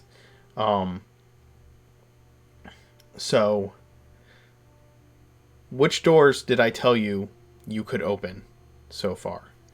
Crescent Moon, which is ours, that we activated, and I Okay. think one was the full. The full moon. Yes, the crescent and the Yeah. full. So on the one half of this side of this room, the 2 doors are new moon doors, and on the other, they are half moon doors.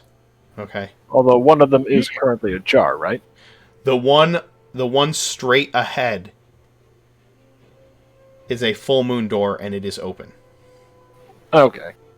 Okay. So one can infer from that the other group, that we've had another group come here from the full moon's door, and they've made it this far too. Well, presumably the dwarves we just encountered. Since there's no hole in this room, right? Aside from the one in the ceiling. That is correct. So yeah, presumably they How- came from that way. If that were the case, how did they get past the barriers? This is on the. There's only the hole here. Oh, I see what you're saying. Never mind. I'm sorry. Yeah. So which direction is it in relation to the hole? Like, would it have been through a barrier or no? The door, the other door, the open door, is on the far side of the room, like 160 feet from where you are, and in the opposite wall. So. Huh.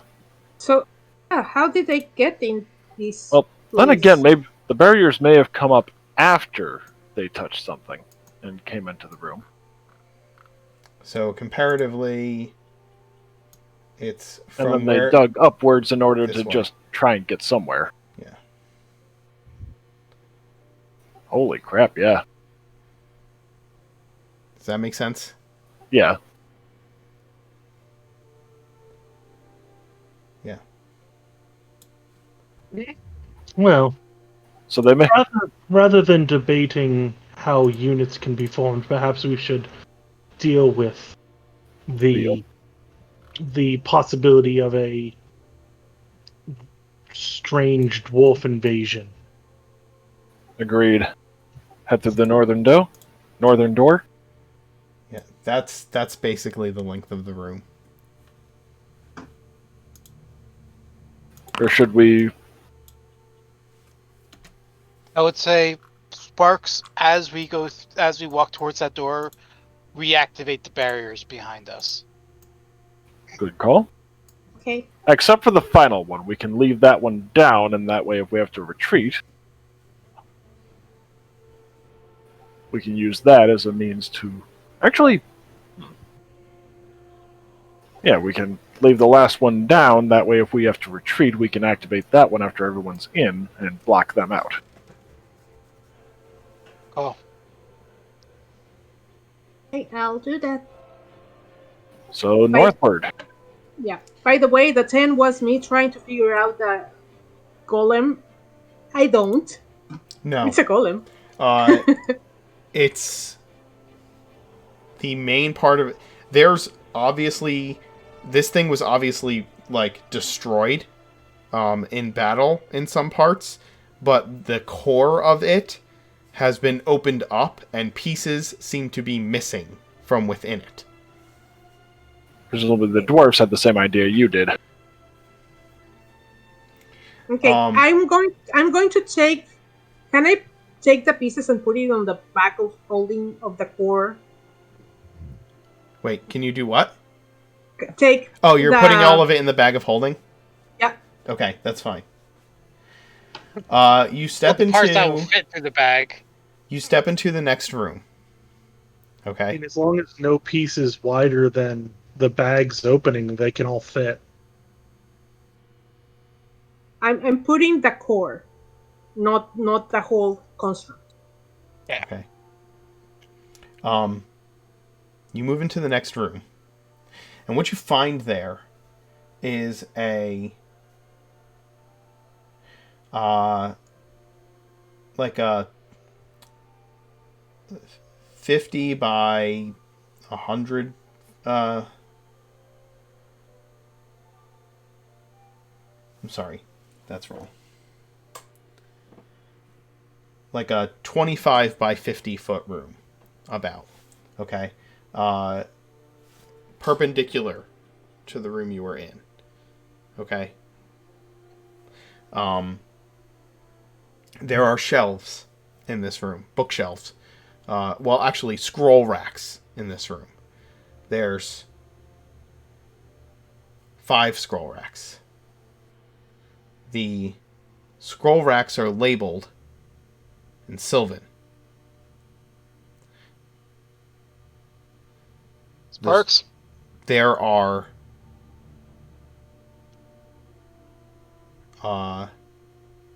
scrolls tucked away in all of these scroll racks. On the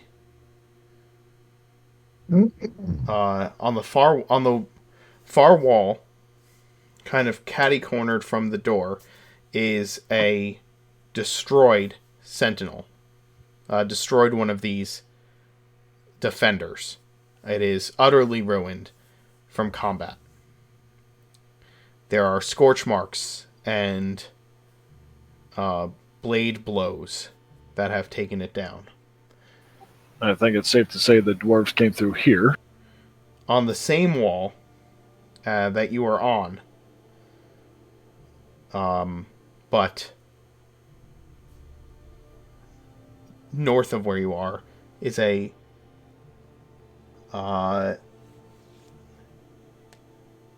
about a 15-foot wide, floor-to-ceiling metal barricade. It's like a blast door on the wall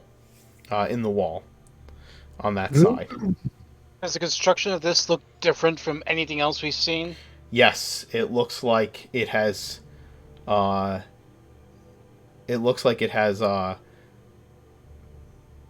Or I should say, it's not like somebody else built this here. It looks like it has come up out of the floor and erected itself against this wall. Are we able to find any keyholes? No, this door does not have a keyhole. It looks like a door that would have. It looks like an extra measure of security that has come up into place because of whatever happened here. Yeah. There is a hole in the ceiling in this room. There are ropes coming down from that hole. Shall we climb up? And on the opposite side of the room is another one of these full moon doors. It's closed, but the handle is present. Out of character, Mark. Are we packing? Are we going through the same path the other group that's been in here has taken, or no? That was my out of question. character. Yes. That was going to be my question, because I remember, are the scroll racks ransacked or are the scrolls there? Because I remember that there are. It looks like there are scrolls missing because there is dust kicked up, and there are some scrolls that are on the floor. So yes, it looks like people have rifled through these scroll racks.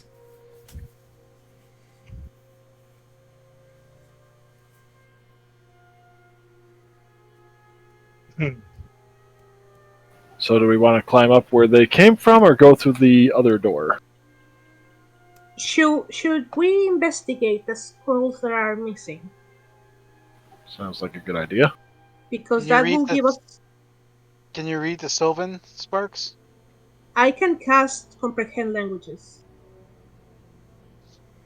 But that was my question. Do you want me to spend time doing that? From one part, it will give us an idea of what are they thinking, the other people that came through here, or what were they looking for, from what is missing and what is not. What are the priorities? Or do you guys prefer to go and try to find them personally if they're still in here?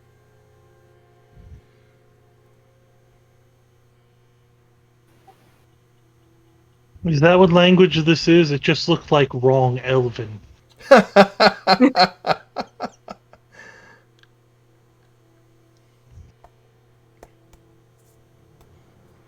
So you can have an inspiration point for that. Slide this on Sylvan.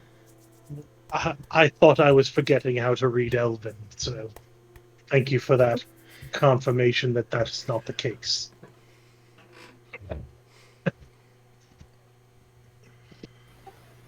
I think maybe come back to the scrolls later. Furiously writing, like, this whole time in the Chronicle.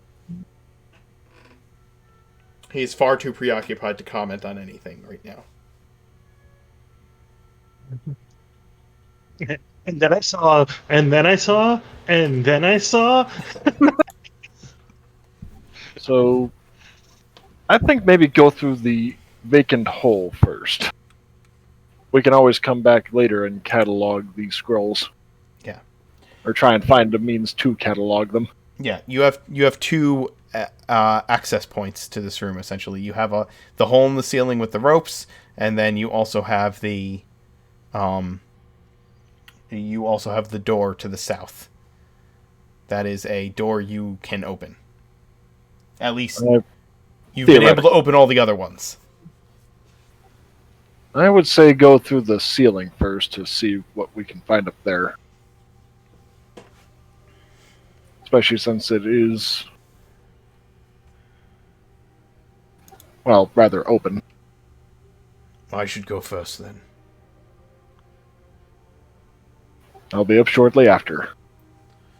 Agronak will climb the rope and look around up in the next room, and he calls down, "Some of those gray-skinned creatures are dead up here." That means we're going the right way.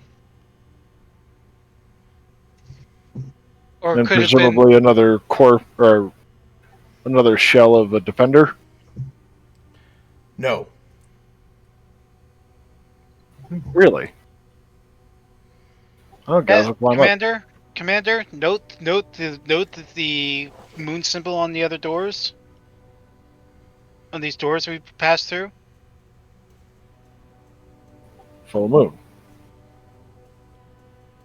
Doors that were already open when we came in. Doors that we could already open into when we came in, when we first started coming in here. Correct? The full moon door on the south, or the opposite side of the room, was not open. That's why I was the handle was present. Right. I was opting to climb first because that was an open entrance.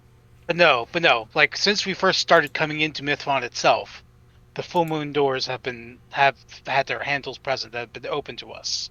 Right. I'm starting to think that we may be seeing evidence here of another group of adventurers. I figured it was just the dwarves. They had to come from somewhere.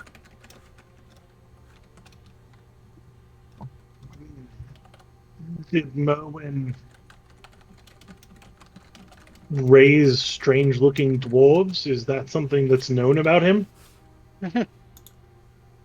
Otherwise, I agree with the commander. They have to come from somewhere. If that's the case, who killed them? And if it was Merwin, do you think he would have honestly just killed them and left the bodies and not stuck Well- around to clean up his own mess? Are any of Presumably you the stone proficient defenders. in magic or in medicine? Not proficient, no. Okay. I am though. I'll take a look at the corpses. All right. Okay. So, Do you want me to roll or? yeah, I'll need you to roll. Unless, oh, you have a +7. You can look at these bodies, and these bodies can't be more than a few weeks old based on their rate of decomposition. And they're not killed by crush injuries. I'm seeing stab wounds and the like. Yes, magical blows as well. This room is a stone room that has banners displaying various. Well, let's see. There's a banner that has the holy symbol of Vidian upon it. There's a banner that has Merwin's seal upon it. There's a banner with the seal of the Imperial Empire, the Valkyrian Empire.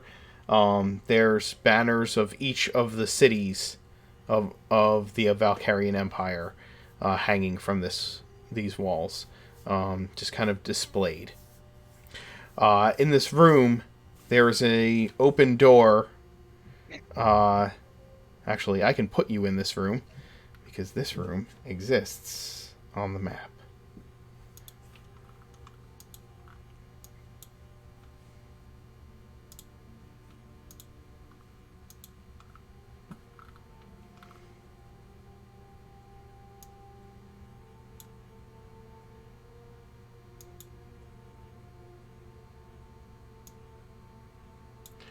I just don't want it to display the rooms that you won't be in, so let's see if this works. Did that move you? Did you see things when that happened, Gas? I still don't see anything. There. How about now? Click on. Do you see anything? Click on your token. I can't even see my token at the moment. Oh, okay. Good. That's perfect.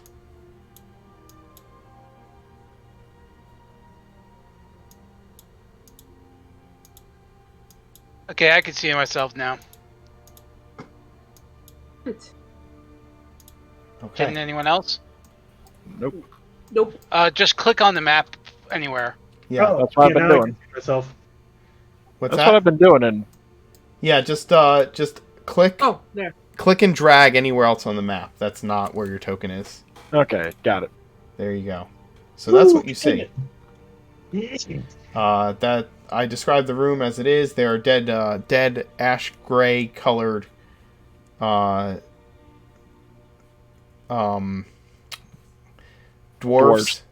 that are dead in this room. And there are the banners, and there are those two doors that are open.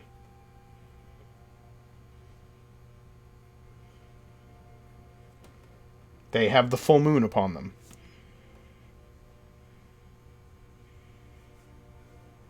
And both are currently open. That is correct. Are there any tracks leading either direction? Give Aganac me- has survival.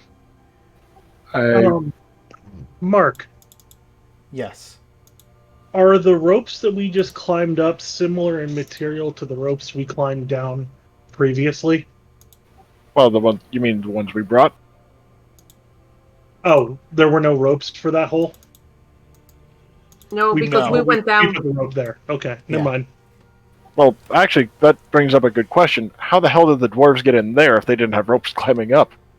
The Dwergar can make themselves large. Bigger. Oh yeah, Yeah. I forgot about that. It's been One a of few them, weeks. one of them makes themselves large and picks up the other ones and puts them up into Okay. the hole. That makes sense. Yeah. Yeah, so they It's- wouldn't have it's- need. So that just proves my point. They wouldn't have need for ropes to be to be through here. Well, to climb down, they might. Using the ancient dwarven technique of boosties.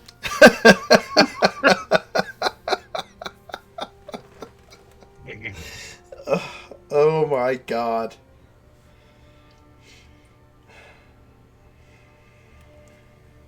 So, which door do you guys want to explore first? Well, yeah, Agranak was going to try tracking, I guess.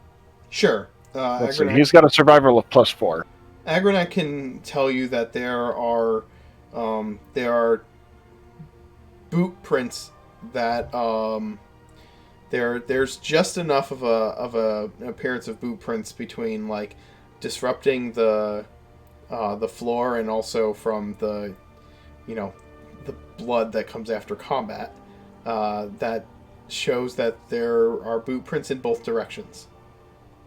It looks like they've whoever was in here traced their steps, retraced their steps multiple times.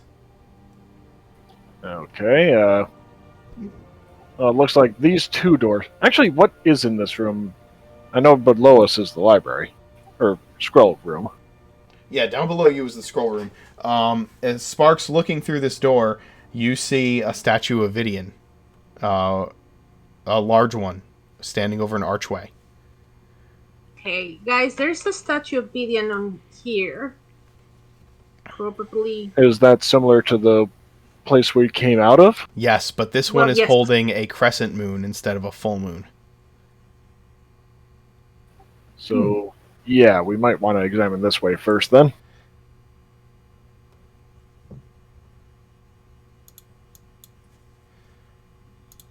So, Did you mean a full moon instead of a crescent moon?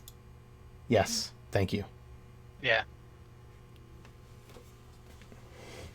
Oh, you shut the door. Stop shutting the door. Why are you shutting the door? Because I was clicking it to open the door, and It's an open and shut case.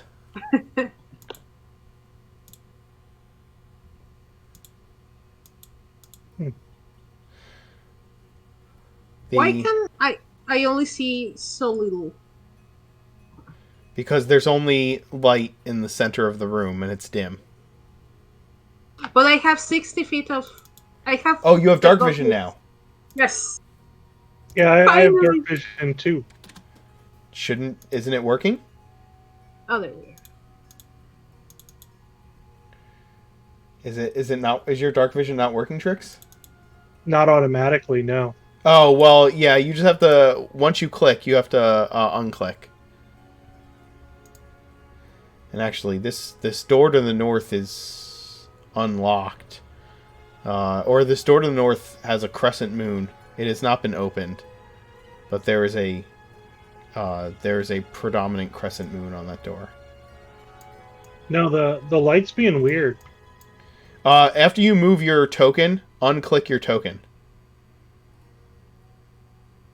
Oh. Yeah, for some reason it's been doing that since Foundry updated. Weird. You could just hit escape. Move your token and then hit escape. Aha. Weird. And Sparks, you should have dark vision now.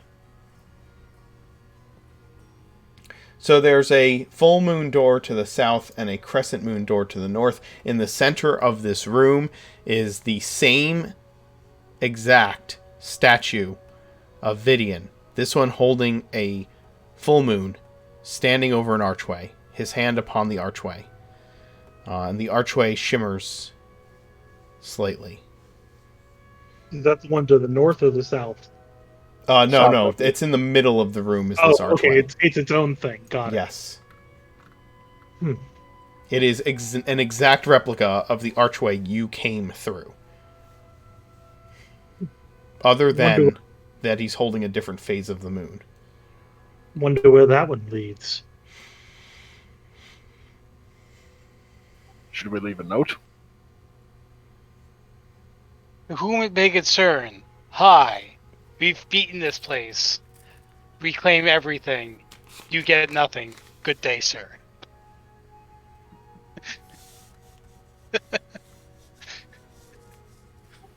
Well, more along the lines of, Hmm? we are with the Phoenix Legion.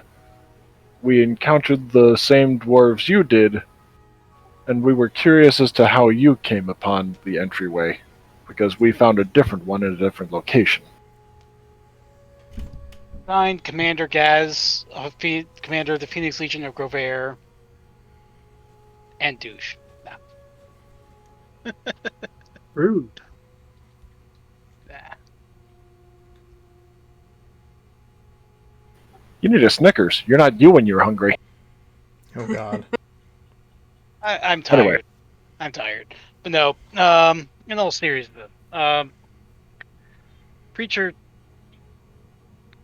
not a bad idea, but then again, We don't know their intention. Exactly. Mm-hmm. Problem is, how do we ascertain their intentions beyond just stumbling through an archway that will spit us out who knows where? Exceedingly good points. Well, is the archway even active from this end or no? It's shimmering. So I'm presuming if it's actively shimmering.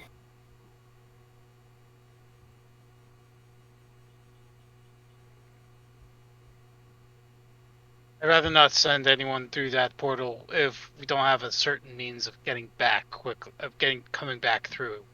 That's why I suggested just leaving a note. And perhaps a corresponding note near the entrance for ours. I'm wondering, will Sparks have brought her raven? I'm familiar, so I would assume yes. Yeah. Okay, because then in that case, what we could do is what she did before: send the raven to fly around for like 5 or 10 minutes, and then return. Well, that's presuming it's able to get back through the portal. If it cannot return to the portal, then can I give it the instruction to go to its pocket dimension then, and then return? Poof back. Pull up, find familiar. Can you command it to? Can you remain in communication with it? No, well, give it the instructions before I send it to the other side of the portal. Like, go there for 5 minutes and check around. Try to come back to the portal. If you can't, then get into the pocket dimension. Can I do that? Yeah, you have a raven, right? They're pretty smart. Yeah. I think it would be smart enough to follow those instructions. Yep. So that's what I'm going wait. to do there. It cannot dismiss itself to its pocket dimension. You have to do that. Okay. So can I dismiss it? Like, Is there a maximum range on dismissing? No. so Here, let me pull up the spell, find familiar.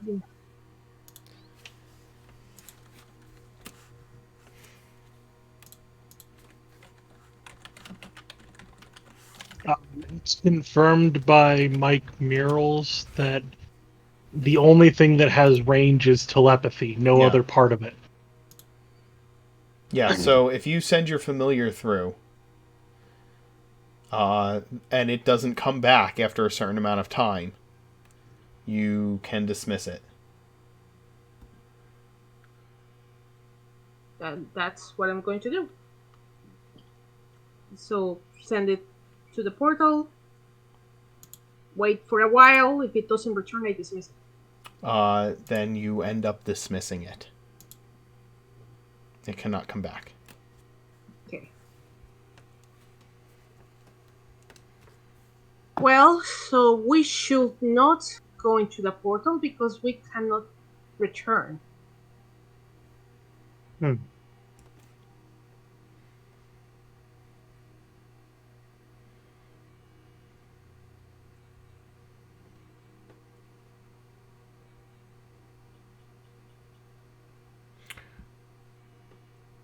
So is instead of leaving a note saying who we are, we could just leave a seal of the Phoenix Legion.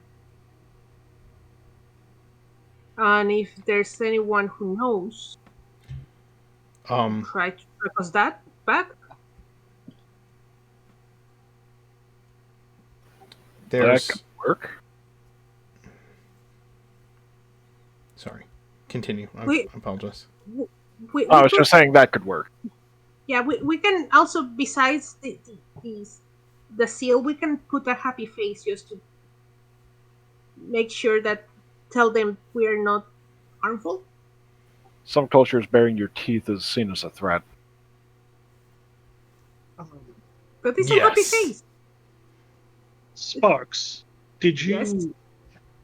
ask your raven what it saw? I'm I think she has to supposed. summon it again. Yeah, I can summon it again. Yeah, but it's not hard to do. You can do that.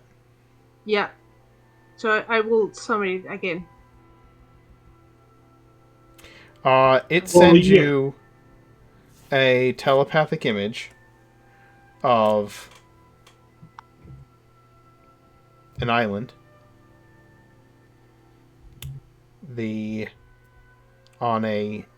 On the hillside of this island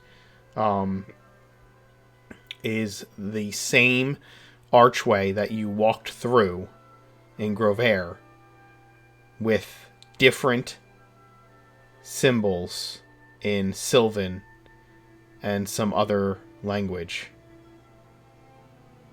that you do not know.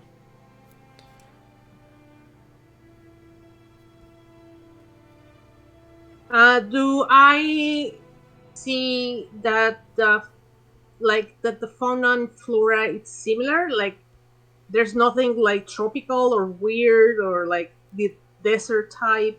No, it is similar. It is similar flora and fauna. Okay. So the portal apparently leads us to another island that seems to be at least close enough that the flora and fauna is similar. And there's an archway similar to the one that we came in, but it has Sylvan and something else.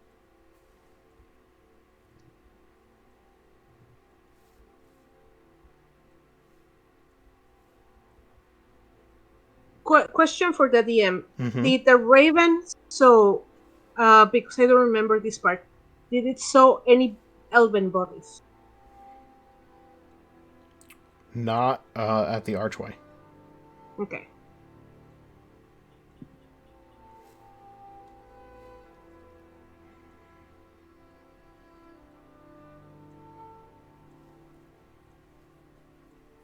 I can Raven again for more time and dismiss it.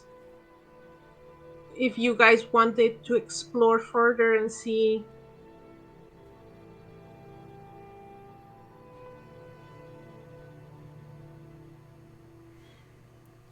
Like that. Let's maybe explore through here first. And I think at least leaving it the symbol of the Phoenix Legion nearby might not be a bad idea.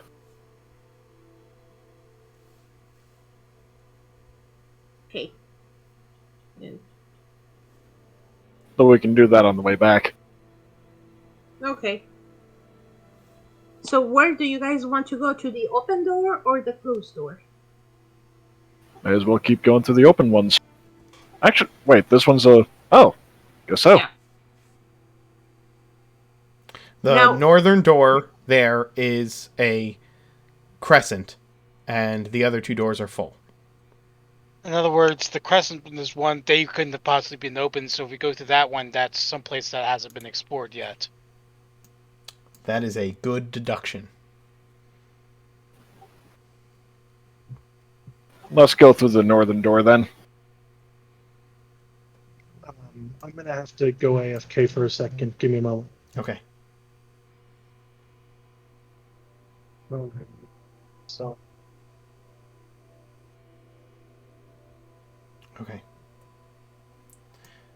Let's why don't we take another quick break then while Adam is using the phone, and we'll be right back.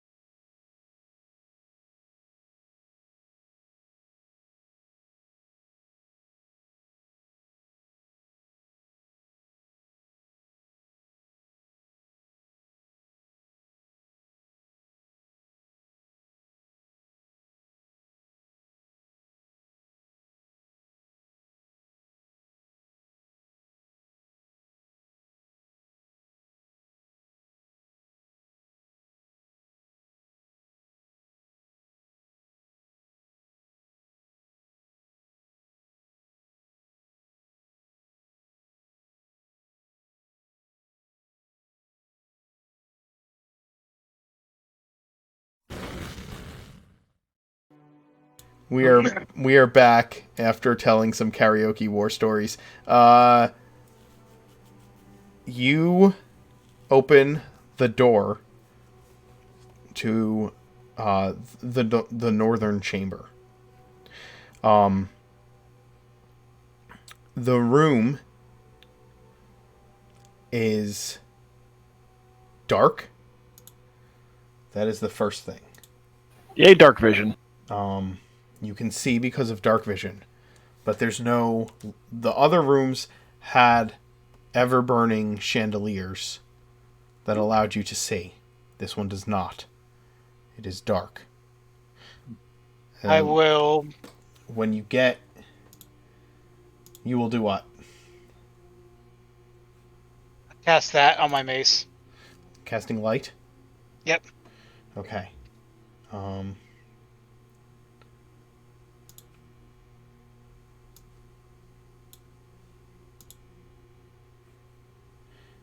The walls are stone and bare.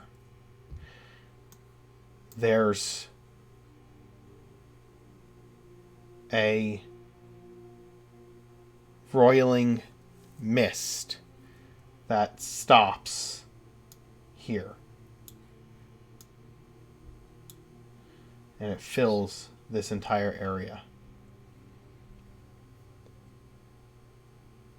Glad I didn't step foot in there. Any idea? I guess looks at tricks. That's a wind. Yeah, is it magical, Mark? The mist is magical. And it is stopping up against some invisible force that is glowing. And what type of magic? I think he sees that, right? I can see the school, yeah. Yeah. He concentrates. Well, there's a barrier of evocation magic as there was before. In this room. Oh. So yeah, very good thing I didn't take a step forward. Gaz, there's another barrier here, and it seems to be keeping the mist at bay. Are there anything on the walls, floor, or ceiling? In our portion? No, it is just blank stone. There is a spot for the key. The mist on the other side is glowing with necromancy. Mark's key. Are we sure we want to? Yeah, I don't think it's a good idea. The barrier seems to be keeping that weird mist at bay. There's no guarantee that if we put the key on and the barrier is out, the mist will go away. It must just engulf us. Also, the mist is evil. And Like is there... evil? Like, does it have a conscience? Well, necromantic, which, except for the ability to raise dead, is generally not good magic. I don't think this is resurrection mist, so I made an assumption. I mean, your closest allies in Grovair currently are undead. Yeah. Yeah, I will say. Am I able to see anything from my vantage point?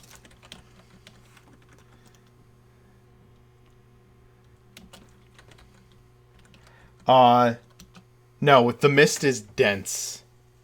Actually, you can see. Give me a perception check, Gaz.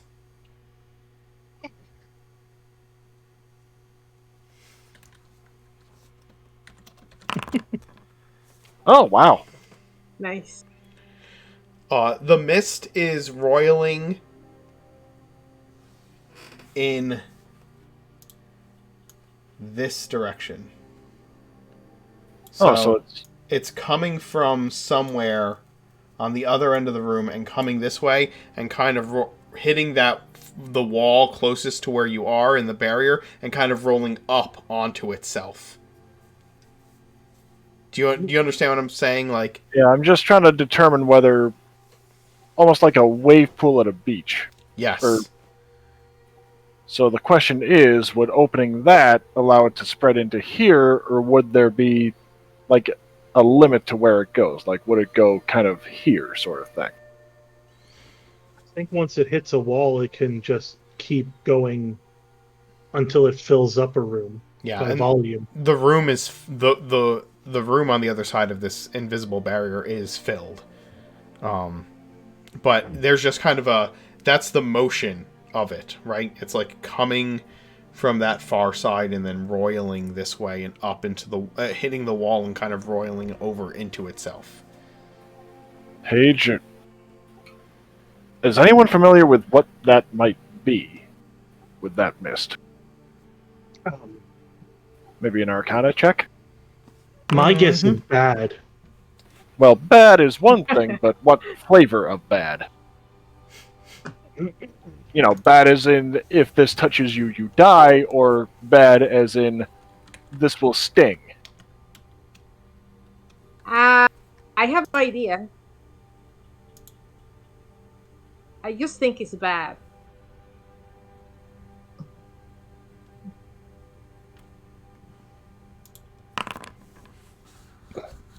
I too just think it's bad.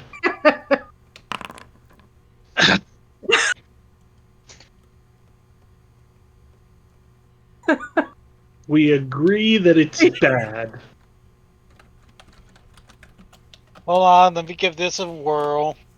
Is there maybe a corresponding keyhole? Oh, maybe he knows more than bad.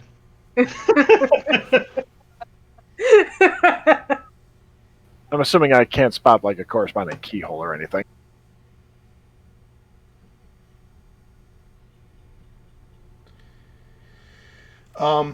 There's a keyhole for the barrier. Yeah, I meant in terms of like the mist wave pool. Yeah, you can't see. It's too heavily obscured to see anything in there. How how high does the mist form? Like the entirety? Oh you know, yeah, top the whole floor? room is filled with it. Okay, No way to bypass it. that we're aware of. Alright. Preacher, Should you've not seen anything. There's only one thing you've seen similar to this. And it was coming off of that black staff, that black scepter in the other room. It's similar in color and movement to The the first mist vampires, that was right? coming out of that. Only thing I can think of is the fact that the staff from the room below us looked almost exactly like this. Like the mist was coming off of that. The same miasma was coming off of that staff as I see before us here. So definitely well,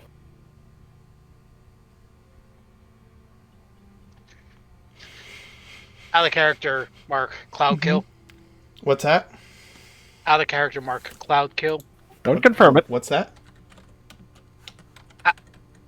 Out of character, Mark, Cloud Kill. Do I have to say what's that again before you get Uh-oh, my never meaning? mind. Or- Never mind.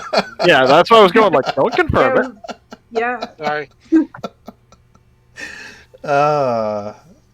Sorry. Could you Yeah, not I tell by think- the smirk upon my face that I was being sarcastic? I had the map. I had the map open. I didn't see okay. the Smurf. Sorry. I think that was DM for stop trying to metagame. I'm fluent, so Like I said, I'm tired. Well, I don't think we can do anything about this thing that we don't know what it is or how to get rid of it. So should we go to the other room? You want to see I mean- something fun? Try moving past the invisible barrier. Nice. I'm gonna take no for 500, Alex. Well, no, it's just No, on the map I meant. attempt to token movement collides with at least one wall.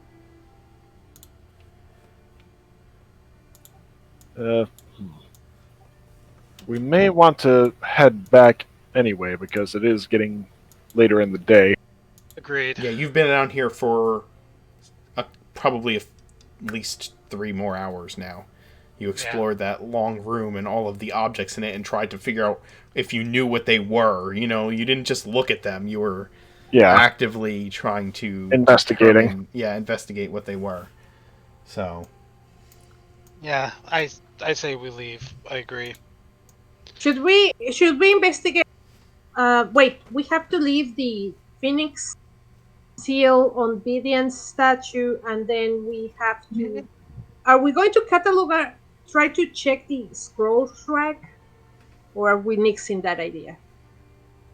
I think it's time we did have one more door we needed to check out in the room below the scroll room. Or actually, no, it was in the scroll room, I think, right? Yeah. the scroll room is below the room you're in right now.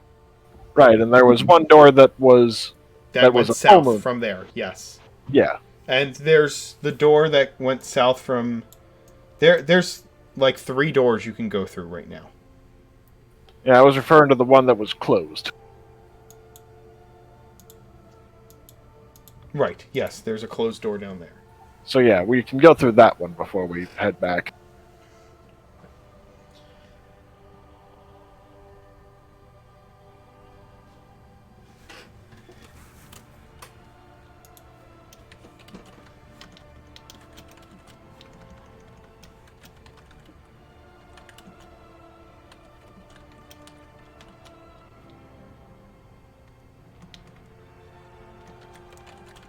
Okay. You head back down to the scroll room. At the south side wall of the scrollery is a full moon door. Opening it, you come to a hallway with a set of spiral stairs that leads up. This is worth exploring. Actually, it might even put us on the opposite side of one of the briar patches.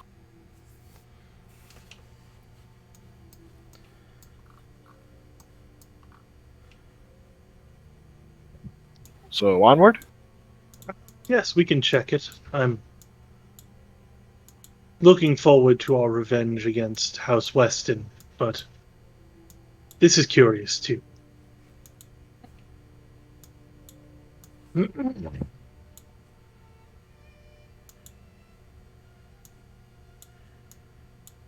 Alright, everybody hit escape.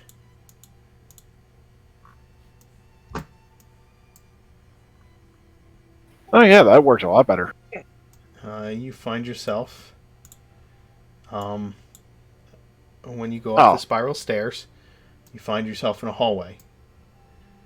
There's a door to your... there's a door immediately to your right when you come up the stairs.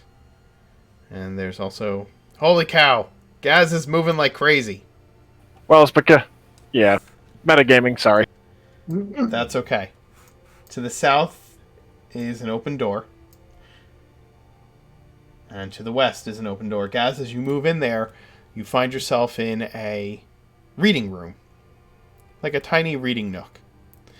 There are books on a side table of fairy tale stories. And in this hallway with these steps are tapestries that show various points in the battle against the necromancer, Enon Volkmar. There is an open door to the north of that little reading room. And if you look in it, you see a chessboard The floor is a chessboard.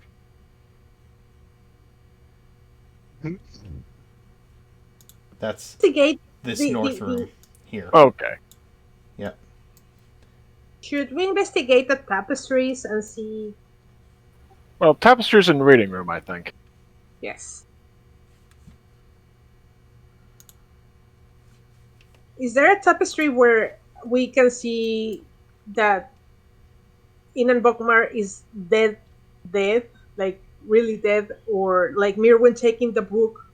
Yes, Or something like there is a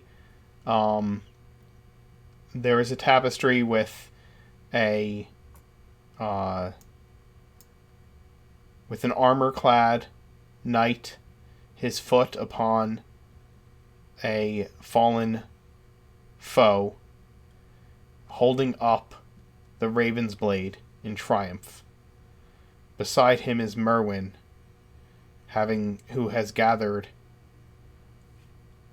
the book, the black leather iron-bound book that you had seen down below.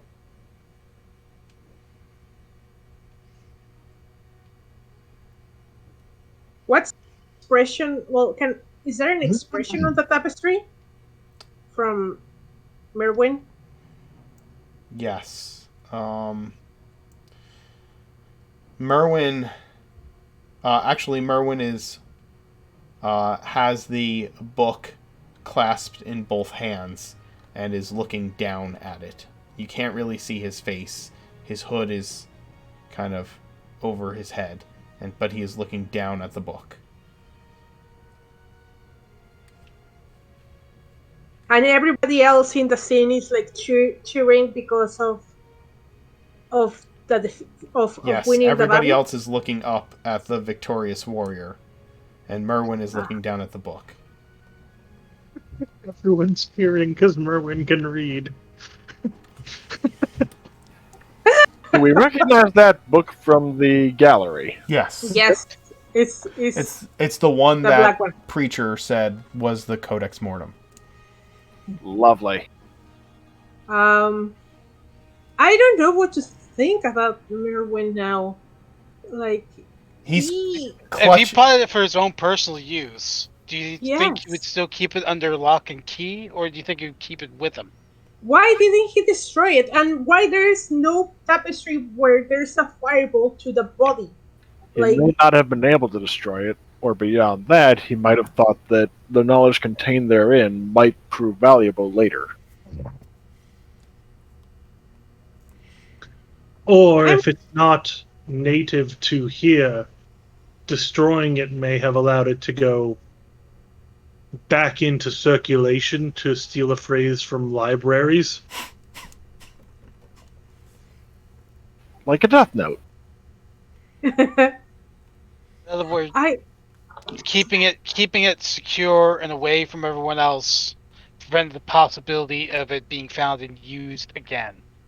Which, given the test that Preacher had to go through, well, but by whom? Like I'm from Raven's Reach, and there's stories about people still trying to raise the necromancer, and like there fairy tales about the Raven Legion needed to be again and rise up for the occasion. Like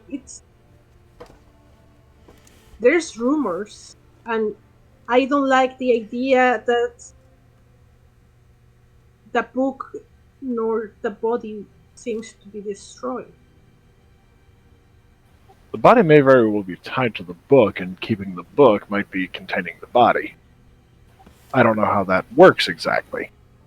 Or maybe that's what is needed to be raised again.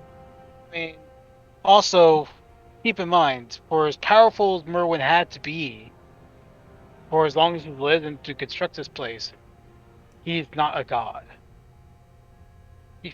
Maybe destroying the book was beyond him. Or as I said, it could very well be that some of the information in the book he felt might prove useful later.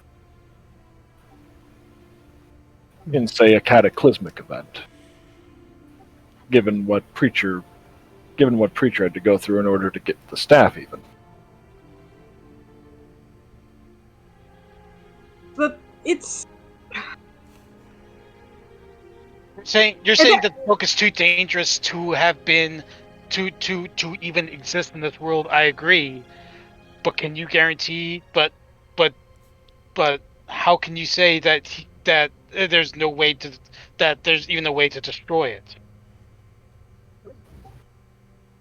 And Merwin, again, presumably did have his reasons for not doing so. Whether it's the fact that he wasn't able, whether it's the idea that he wasn't able to, the ability to do so might have been too high of a price. I mean, say, to destroy the book, he had to sacrifice the soul of a child. Or maybe destroying the book would allow Eden Volkmar to come back. Exactly. It might be serving as a prison for the necromancer, for all we know. These are a lot of suppositions. But I think the point is made that the question hangs, why wasn't the book destroyed? And the answer is, we don't know. Precisely. We are the third group that seems to stumble here. There's us, there's the dwarves, and there's the people that killed the dwarves. We're not even sure that there's another group or anything. Like, and we stumble like by mere accident, basically. Well, not accident, because we have interacted with, well, an echo of Merwin. That Keep we in stumble mind- upon accident. And Right. keep in mind the nature of the testing I went through. You think that whoever, aside from the dwarves who found their way in here by accident, that anyone else that will come through here had to face at least a similar trial. Well, we've yet to Merwin figure set out it how up. we got in. Merwin set this place up to exist so that so that anyone who could make their way here would be of the proper intent to not use anything found here for evil purposes. Now, you may argue as to whether or not it actually worked, but that's how it was set up to work. In Sparks, because we do have the key, we can enable every single barrier in that room again. And we should. Agreed. So let's pull back, I think, for the night. I think we've all got quite a bit to mull over. Although, actually, with this room, should we maybe pull some of the books and see whether there's anything of interest? You mentioned it was like maybe a reading room, so presumably a lot of fictional stuff, but I'm sure Paige could find a few that would be like, holy crap, this? It is a reading room. It is all fiction and fairy tales. And they all seem to be original copies of such books. In other words, proper collector, there's a... House Dolan would basically be drooling over it. Yes. To the proper collector, this represents a veritable fortune. Like, we're talking about a copy of Alien Sutra. The original Hansel and Gretel.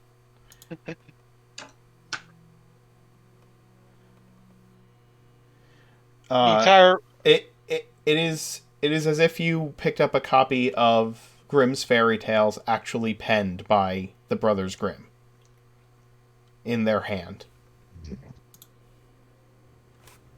Like, that's what the books in here are. Most of them are signed within the leaf, and like personally, as personal gifts to the wizard. Is there book of the fairy tale of the dragon and the bucket? No. Any stories that would look like they would be particularly interesting to, say, Archmage Dolan? I would say Presumably all of them. I'd say we take out just one random You one. know, like a bribe. You have such a way with subtlety and words, Trix. Well, no, I'd say we do take one out, but for maybe not quite that purpose. Being like, hey, Dark Mage Dolan, we found Mythmont. You can't go there, but we found it. Really? What proof do you have? Book. Do you really want to tell him? Do you really want Oh, to tell no, Dolan that no, we found Mythmont? Not as yet. No. No. Presumably it'll No. come out at some point, but yeah. When there's a king again. That's when he can Yeah. know. That sounds good.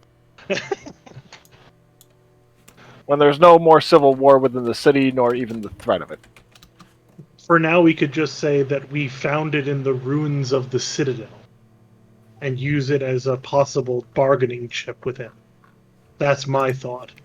My danger with that is that knowledge being spread out to the other houses. Do you think Benton will just sit by and let a portal to Mythmont out of her grasp? Well, it's more that I think never said there was a portal here. I said as we were exploring the ruins of the Citadel, we They came would- across this book. though that would increase scrutiny on the Citadel itself, which we would prefer to avoid, I think. True. Agreed. So I'd say leave everything here for now. Okay. Age, I'm sure you'll love to come back and chronicle the contents of here, right?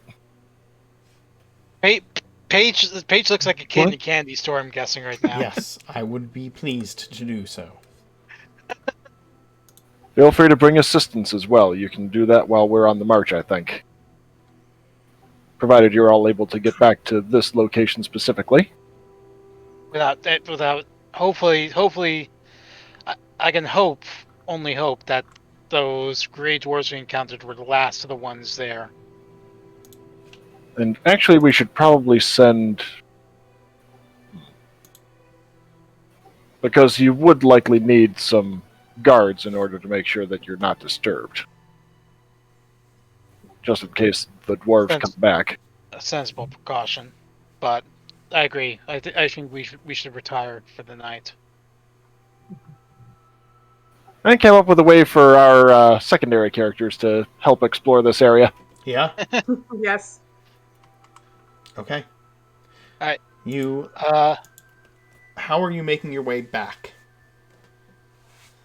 Going back to the Gallery. the gallery will... Well, the vault, I should say. I Yeah. will tell you that when you step to this door... We'll go down through the steps, I think. Okay. Not going across the chess room because we have not figured that one out. No problem. You head back the way you came. And Traversing... yes, we would reactivate all the barriers in the vault behind us. Okay. Mm-hmm. Then, I think we will end it with you all returning to the Citadel for the night. After a full day of exploration in Mythfont. And how have the troop movements gone? The troops will be arriving in the onto the main island by nightfall this night. So they will be moving into, or they will be. We'll see. They're moving across into Keaton's territory. That was where we last left off. Well, I think we planned on having them take the teleporter at House Dolan's suggestion. Again. So I don't know if I posted it in your tactics board. It's keeping the map as it stands with legions in 3 and 2, or 3 and 12. Correct. Yes. So you are attempting to move into Keaton's territory. I will let you know how that goes next week. Okay. As we get back to the Citadel, Preacher approaches Commander. there is something I would like to do with you tonight. With you tonight. Come with me, please. But that can wait until next week because it's getting late. That's fine. You shouldn't Emmy. say that to chat. I know you're about to say something. Phrasing. Yep. Yeah. The ships have already launched. I didn't know that Preacher had unlocked romance options with the commander.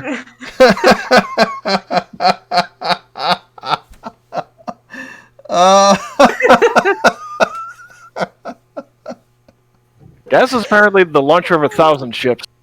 Got him and Agranak and him and Preacher now. Oh, goodness. No. The character in Oridan who has the most ships currently is Scaling? probably Archie. Yeah, probably Archie. But right now he's locked in his romance with Susan, so everybody else.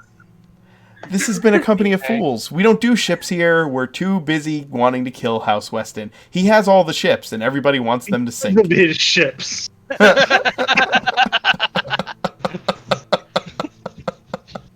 Ay. Oh my god. I don't like any of the trick ships because they involve tentacles. So, in any event, did you all enjoy the map? Was that helpful? Yep. Yes. Okay, I will try to have the lower level map finished for next week, or at least the section that you have been in.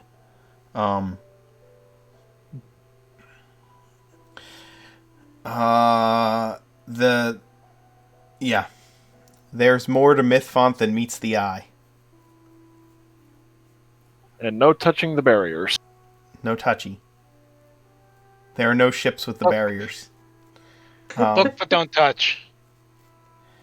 In any event, let's do some favorite moments. Chat, if you have favorite moments for our players or characters, please share them. We do ask that if you share one for one of the characters, you would share for all of them. Nobody likes to be left out. And so, Stu, we will start with you. Your favorite Gaz moment for tonight. Probably just reacting, eerily calmly and telling everyone, don't attack the things. Let's just get Preacher above to the next floor. Very commander-oriented. From the rest of the table, favorite Gaz moments? Yeah, I would say that was also my favorite Gaz moment. Basically telling everyone to calm down, and also that he seems overwhelmed by the possibility that is because of him that the reason why the Legion is as it is right now, and he was able, it is because of him that the sword was able to flame up, that sense of responsibility that he doesn't like, and he feels a little bit overwhelmed, basically. Mm-hmm.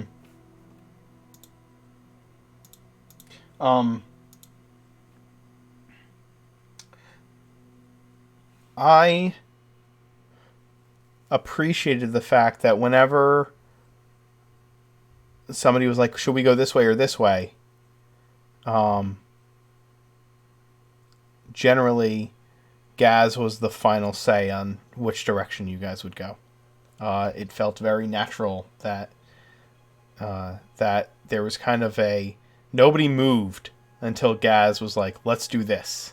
And then you all started, moving in that direction. Yeah, no, I was tempted to put it to a vote, but it's one of those okay, do I, he's supposed to be the commander here, so. And sorry, I think I interrupted someone.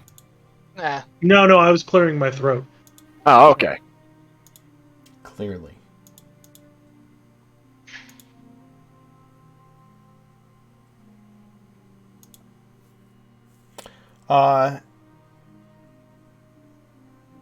So, Dio, favorite Sparks moment? love that doesn't matter the occasion, Sparks keeps rolling the dice like Sparks and cannot roll investigation nor arcana when it's needed. Like, it's frustrating but endearing.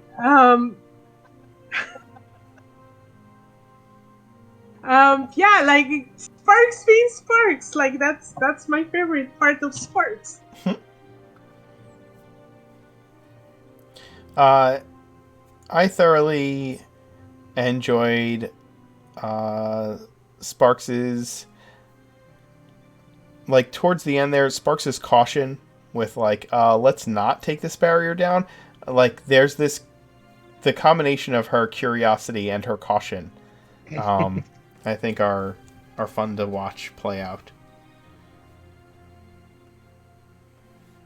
It did occur to me that we had the second dismantled one that she didn't really examine at all. Oh, she stuffed it in the bag of holding. Oh, okay. Yeah. I must have just missed that one. Merry Christmas, Mom. Okay, in that case, that's probably my favorite moment then, because that's very much in character for her. Oh yeah. And was that the first dismantled one or the second one we encountered? The first one. The one that was taken apart, not the one that was destroyed. Okay. Oh, thanks, Emmy. I'm seeing what she put on chat. Yep. Thank you. Oh. Emmy said that Gaz is one of her favorite leaders out of all the teams, and she said that Yes.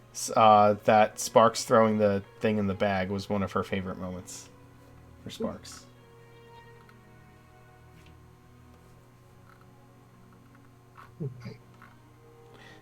Adam, favorite Trix moment? I enjoyed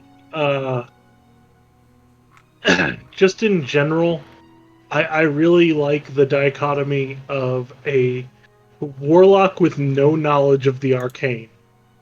And I really like playing that. Because it's so often that's like a given. So I enjoy role-playing that he's like, I don't know, necromancy. It's bad gas. It's bad gas. That gas is nasty. No. But yeah, I like that, and just the oh, well, let me investigate. Oh hey, I found a notch. Oh god, what did you do, preacher? I rolled a 2. What do you 2. want from me? Yeah. I really enjoy the fact that Sparks and Preacher are like, oh my gosh, the book of the Necromancer, and Trix is like, oh yeah, the book. But can we talk about all these other things? Like, I want this helmet. Mm-hmm. That was my favorite moment too. Yeah, the book is like, bad, but look, Yeah. we get it. We get it. That's bad. Okay. I like how Trix is like, okay, so what's the most technically thing here? Okay, that's what I want. Yeah. For me, it had to be the one that got him the inspiration point, a bribe. Yeah. Because that's very much in character form. Even if you were speaking out of character, that's very much in character for the character. Be the euphemism buster. Yeah, I have no idea about magic. I have a 0. I'm like, Yeah. Trix is the most cleric-y warlock I've ever seen, in that he's like actively trying to get other people to become warlocks of his patron. It is enjoyable. Which makes sense. Yes. hey, it takes so much pressure off of me if other people have to answer. It's kind of like being in an MLM.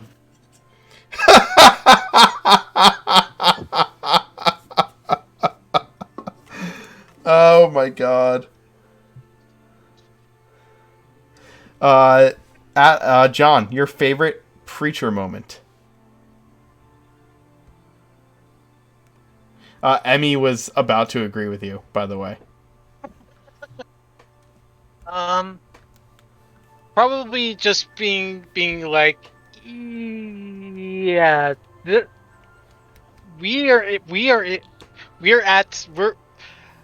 we've beaten the dungeon. We're where we're supposed to be at. This ain't good. Everything, there's just so much shit in here that is just not good. And me, the character, and me, the player, is just like, deck of many things! Book of Vile Darkness. For me, it had to be touching the barrier and going, oh, that ain't good. Yeah, I enjoy your reaction to the book because it's something that Preacher was looking like he had in his mind to look forward in Midpoint, and also that he rolled better in Arcana check that everybody else in the party. There are characters in about 3 other parties that are looking for that book, and you guys are the ones that found it. And have no interest in. Literally, Trix's reaction is, yeah, whatever. No, but the thing is, like, if Preacher had any knowledge of the means to destroy that book, he would not hesitate. Which actually, that comes up, like, that brought to mind a different favorite moment, was Gaz and Preacher actually being on the same page in regards to defending Merwin's non-destroying the book. Yes, that was mine. That was my favorite moment for Preacher. Went on for a little while, but... Yes. Yeah. I enjoyed Sparks' scrutiny of Merwin. She's constantly like, he seems really impractical. Why would he want this stuff? Why didn't he destroy everything? Like, he's got to be bad, right? He has to be bad. And Preacher's like, I literally had to have a spirit of, like, altruism just to get the staff that got us to the first door, that got us to the second door, that got us into this building. Like, there's... What are you talking about? What if it's all a ruse?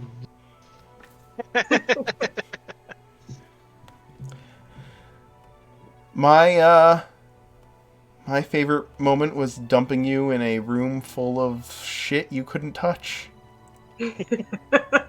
How dare you? How dare you? Artifact tease. Well, not even so much the fact that we couldn't touch it, we couldn't identify half of it. Like, we had a loose idea for some of it, but that was all we were given in character. Mm-hmm. Like, there's no way we could cast an identify spell without affecting a barrier, wouldn't it? Yeah, like, the barrier's probably going to block any sort of identification spell. Presumably. Or maybe even trip You have one to of the touch guards. the object to cast Identify. Oh, okay. I was gonna say, I like that my patron is a goth kid and knows lots about vampires.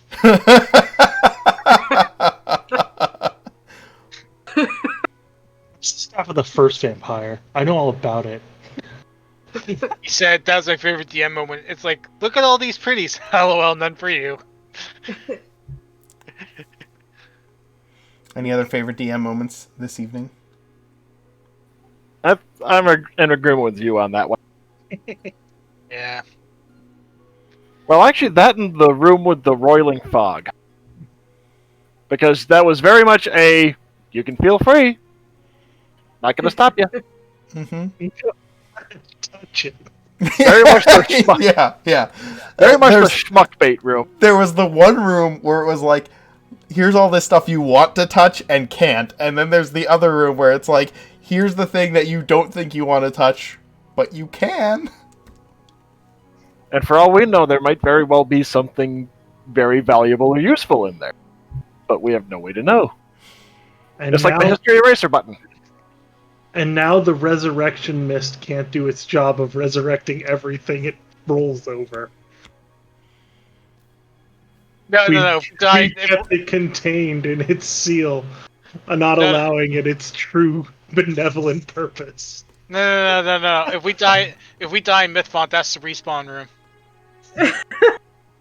Well, No, it just you have to go through that to get to one of the boss fights. You inhale it and you get an 1-up.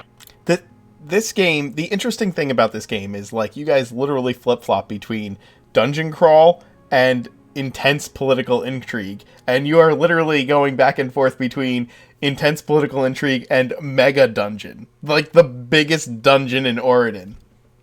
Which is part of why I think we're delegating, or I've set it up where we can delegate it to the secondary characters. Speaking of the secondary characters, I know that we're 8. They're always half level, rounded up or down. I think it's up because I think it's level 5 right now for us. Are they level 5? I think that's what we're you, level 8. I thought, or is it No, level no, 4 that level you had it 4. sorted up? I think Agronac's kind of a special exception. to Agronac's Oh, yeah, an that's exception. right. That's right. Agronac's an exception. That's why, because I was thinking Agronac, not my secondary.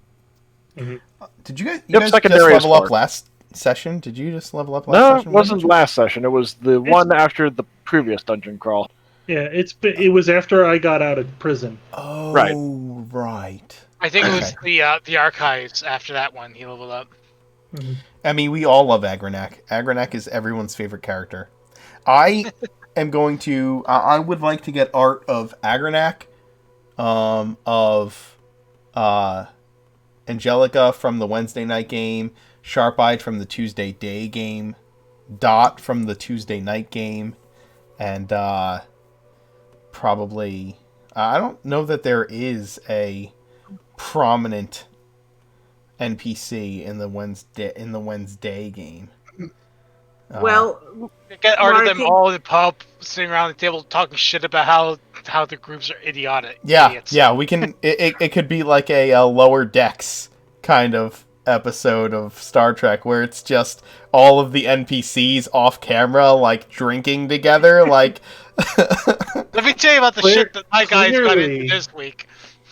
Clearly, each one of the mascots needs to become little plushes that you can sell.